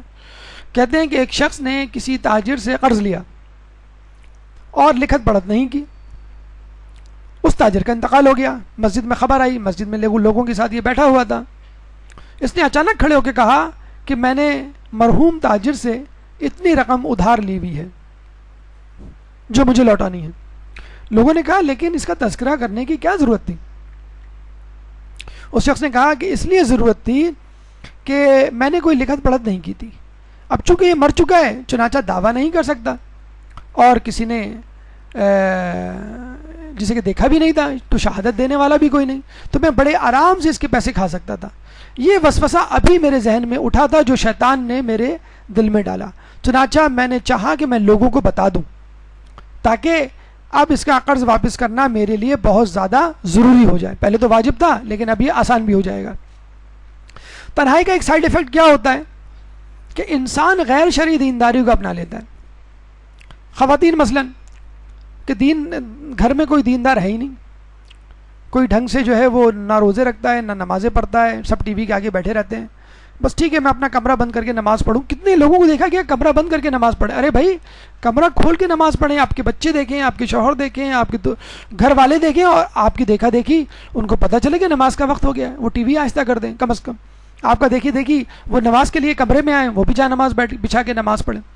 شوہر صاحب کو چائے کی طلب ہو رہی ہے اور آپ کہہ رہی ہیں میں ذرا نماز غفیلہ پڑھ لوں۔ شوہر صاحب کو کھانا چاہیے، انہوں نے کہا مجھے جوشن کبیر کی عادت پڑی ہوئی ہے، مجھے تو پڑھنا ہے۔ بچوں کو اسکول جانا ہے بھی نہیں، مجھے تو جوشن کبیر پڑھنی ہے، وغیرہ وغیرہ۔ تو دعائیں بھی پڑھنی ہیں آپ کو، نوافل بھی۔ مستحب روزہ عورت شوہر کی اجازت کے بغیر نہیں رکھ سکتی۔ شوہر کی خدمت، بچوں کی تربیت، یہ سب آپ کی عبادت ہی کا جسے کہتے ہیں کہ ذریعہ ہے۔ ایک خاتون کو پتہ چلا کہ آپ چلتے پھرتے سفر میں بھی نماز پڑھ سکتے ہیں نافلہ، انہوں نے نماز پڑھنی شروع کی۔ جب بھی شوہر کے ساتھ جاتی ہیں، شوہر گاڑی ڈرائیو کرتے اور وہ ان کے برابر بیٹھ کے نماز پڑھ رہی ہوتی۔ شوہر ان سے کہتے ہیں کہ شاپنگ پہ چلنا ہے، وہ کوئی جواب ہی نہیں دے رہی، جلدی سے نماز ختم کی، اللہ اکبر اللہ اکبر اللہ اکبر، جی آپ نے کیا کہا چلنا ہے؟ کہہ لیں گے میں نے تو طارق روڈ پہ کہا تھا، اب تو نیٹی چیٹی کا پل آ گیا ہے، تو اب بھگتو تم اور نماز پڑھو۔ تو بھئی یہ کون سا طریقہ ہے؟ یہ کون سی ایسی نماز میں ٹھیک ہے اگر شوہر نے خود کہا ہے، وہ بیچارہ خود تو پڑھ نہیں سکتا، نماز پڑھے گا تو نماز وحشت لوگوں پہ واجب ہو جائے گی اس کی۔ تو بھئی یہ کون سا وقت ہے؟ آپ کو معلوم ہے کہ آپ کے شوہر، آپ کے گھر والے آپ کی مستحب عبادت کی بات ہو رہی ہے، مستحب عبادت سے ڈسٹرب ہو رہے ہیں، آپ کے روزہ رکھنے سے گھر والے ڈسٹرب ہو رہے ہیں، مثلا آپ سے کام نہیں ہو رہا، آپ سے کھانا پکایا نہیں جا رہا، یا گھر کی صفائی نہیں ہو رہی، ٹھیک ہے آپ نہ رکھ کے، گھر کا کام زیادہ اہم ہے مستحب روزوں سے۔ تو ماہ رمضان میں جو عادت پڑ چکی ہوتی ہے عبادات کی، آپ کہتے ہیں بس مجھے وہی مینٹین رکھنا ہے، اب میں ہمیشہ روزے رکھنے ہیں، مجھے ہمیشہ جو ہے وہ شب بیداری کرنی ہے، مجھے ہمیشہ جو ہے وہ تمام نوافلیں، تمام دعائیں پڑھنی ہیں، اور اس کا نتیجہ یہی ہوتا ہے۔ مطلب بی بی سیدہ کی شخصیت ہمارے سامنے ہے کہ وہ چکی پیستی تھی، ایک دن پورے گھر کا کام بھی کرتی تھی، 400 روٹیاں بھی پکاتی تھی اصحاب صفہ اور دیگر افراد کے لیے، اور عبادت بھی مشغول رہتی تھی۔ تو یہ کیوں نہیں ہو سکتا؟ ہم کیوں شدت پسندی کا شکار ہو جاتے ہیں؟ اور اکثر ہوتا یہی ہے کہ ماہ رمضان میں اتنے آگے چلے گئے، اور ماہ رمضان کے بعد نہیں، وہ تو رمضان تھا، رمضان میں ہوتا ہے، شوال میں عبادت نہیں ہوتی، یعنی روزے بھی حرام ہو گئے، نوافل بھی جسے کہتے ہیں کہ آپ کا پڑھنا حرام ہو گیا، تو نہ اس کو حرام بنائیں نہ واجب بنائیں، ایک بیچ کی چیز بنائیں، جتنے روزے رکھ سکتے ہیں رکھیں کنوینئنٹلی۔ اتوار کو رکھ لیں، چھٹی ہوتی ہے، ارے اتوار کو کیا رکھنا، اصل تو روزہ وہ ہے کہ آپ کراچی یونیورسٹی جائیں، اردو بازار جائیں، آفس جائیں اور پھر روزہ رکھیں، پتہ چلا کہ جاتے ہی آپ نے جو ہے 4 گلاس پانی پی لیے، بھئی ہم سے روزہ نہیں رکھا جاتا۔ تو بھئی جو سہولت ہے اس کو اپنائیں، اس کے بعد انشاءاللہ سخت نیکی کی بھی اللہ تعالیٰ عادت دے دے گا۔ اور اس قسم کی روحانیت سے پرہیز کیجئے کہ کمرہ بند کر کے آپ بیٹھی ہوئی ہیں، لمبی لمبی نمازیں پڑھ رہی ہیں، لمبی لمبی دعائیں پڑھ رہی ہیں، مست رکھو ذکر و فکر صبح گاہی میں اسے، پختہ تر کر دو مزاج خانقاہی میں اسے۔ تو جیسا یہ ہے کہ اصل عبادت یہ ہے کہ موقع کے مطابق اطاعت الہی کرنا۔ اگر اللہ کہہ رہا ہے کہ اب روزہ نہ رکھو تو نہ رکھو، اگر اللہ کہہ رہا ہے کہ نوافل چھوڑ دو تو چھوڑ دو، اللہ کہہ رہا ہے کہ شوہر کی خدمت کرو، بچوں کی تربیت کرو، تو بس آپ کے لیے وہی روزہ وہی نماز۔ ایک اور چیز جو ہمارے اندر پیدا ہوتا ہے وہ ہے وسوسہ۔ یہ ایک چیز ایسی ہے کہ جو عموماً تنہا رہنے والوں کو ہوتی ہے۔ جو تنہا ہو جاتے ہیں لوگوں سے اور کہتے ہیں اب لوگ میرے قابل نہیں، اب دنیا میرے قابل نہیں رہی، اب میں کچھ الگ سی چیز بن گیا ہوں، تو شیطان ایسے لوگوں کو زیادہ وسوسے ڈالتا ہے۔ کہتے ہیں کہ جب یہ آیت اتری کہ ثم لآتینہم من بین ایدیہم ومن خلفہم وعن ایمانہم وعن شمائلہم ولا تجد اکثرہم شاکرین، کہ دیکھیں شیطان نے کہا تھا میں 4 طریقوں سے انسان پر حملے کروں گا، آگے سے، پیچھے سے، دائیں سے، بائیں سے۔ تو امام فرماتے ہیں آگے سے حملہ کرنے کا مطلب ہے آگے آنے والی آخرت کو سبق یعنی ہلکا کر دے گا شیطان۔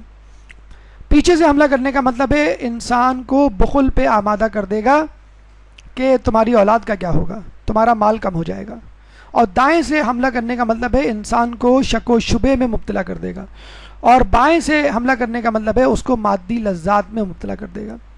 شک و شبہ انسان کیسے پیدا کرتا ہے؟ دیکھیں سورہ ناس میں من الوسواس الخناس الذی کا جملہ ہے، وسواس خناس ایک شیطان کا نام تھا، کہ جب یہ آیت اتری والذین اذا فعلوا فاحشۃ او ظلموا انفسہم، کہ جب یہ لوگ کوئی برا کام کر بیٹھتے ہیں یا اپنے نفسوں پر ظلم کر لیتے ہیں، ذکروا اللہ، اور اللہ کا پھر ذکر کرتے ہیں، فاستغفروا لذنوبہم، اور اس سے استغفار طلب کرتے ہیں اپنے گناہوں کے لیے، ومن یغفر الذنوب الا اللہ، تو کون ہے جو ان کی مغفرت کرے گا گناہوں کی سوائے اللہ کے، ولم یصروا علی ما فعلوا وهم یعلمون، اور وہ اپنے گناہوں پہ اصرار نہیں کرتے تو اللہ ان کو معاف کر دے گا۔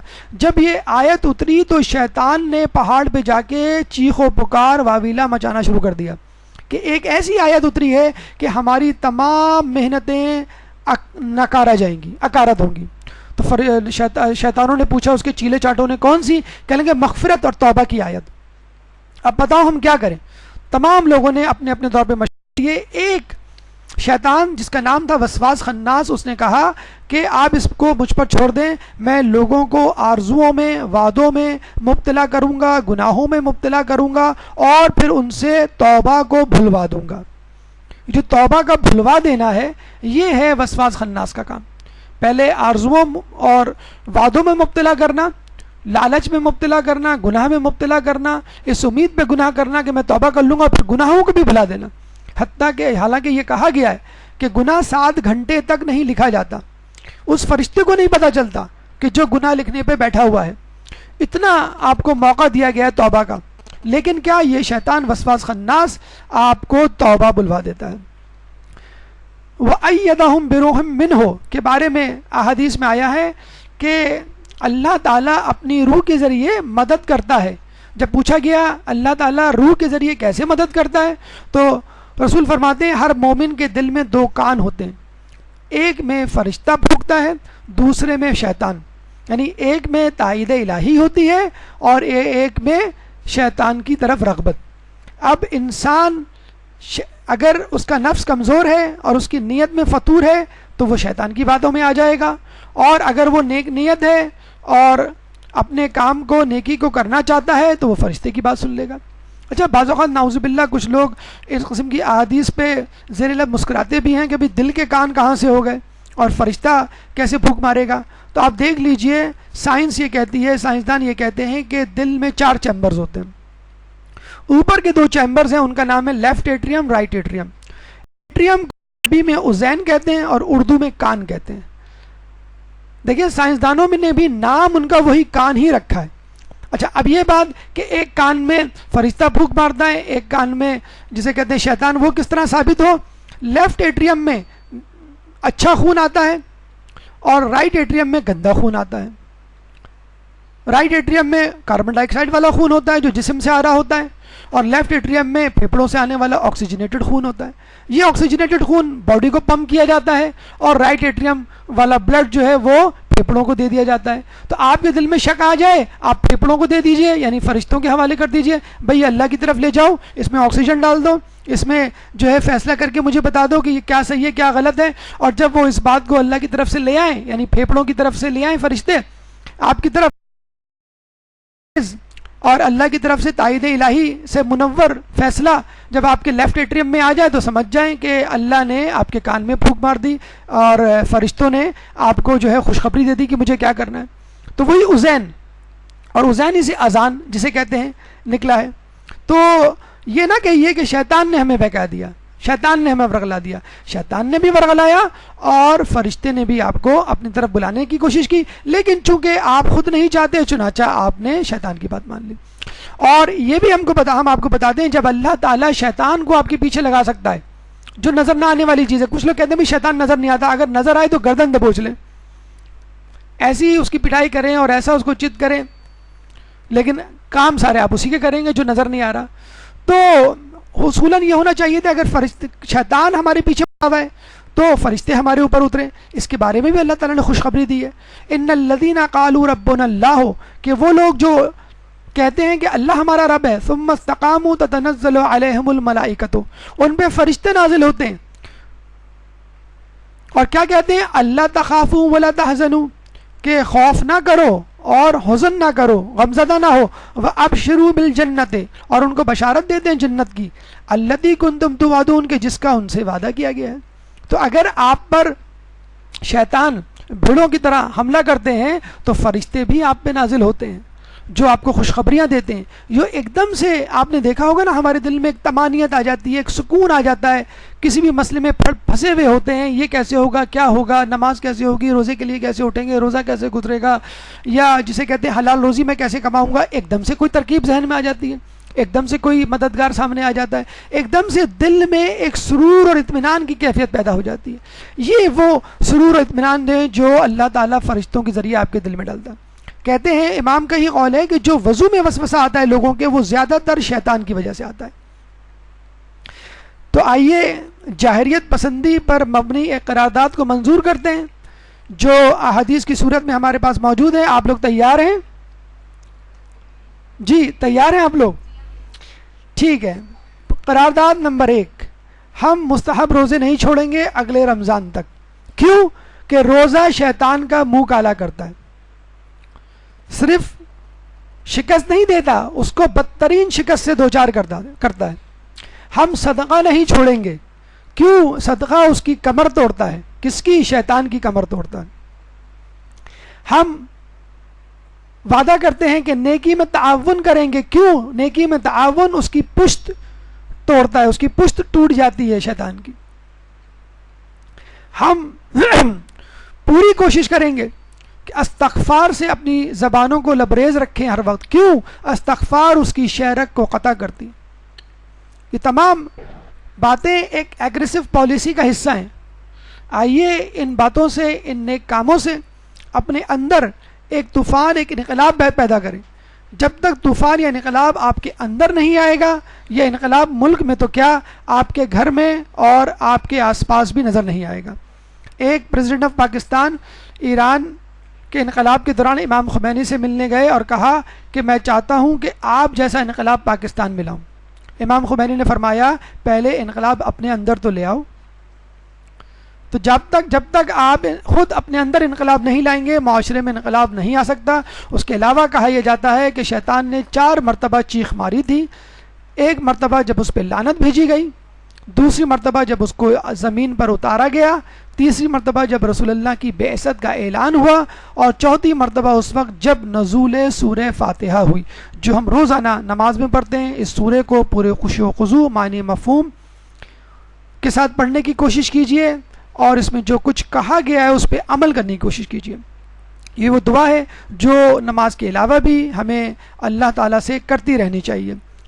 یہ تمام گفتگو شیطان کے حوالے سے مکمل ہوئی. اگر اس گفتگو سے متعلق آپ کے ذہن میں کوئی سوال ہے تو آپ کر سکتے ہیں. قبل السوالات بھرپور صلوات.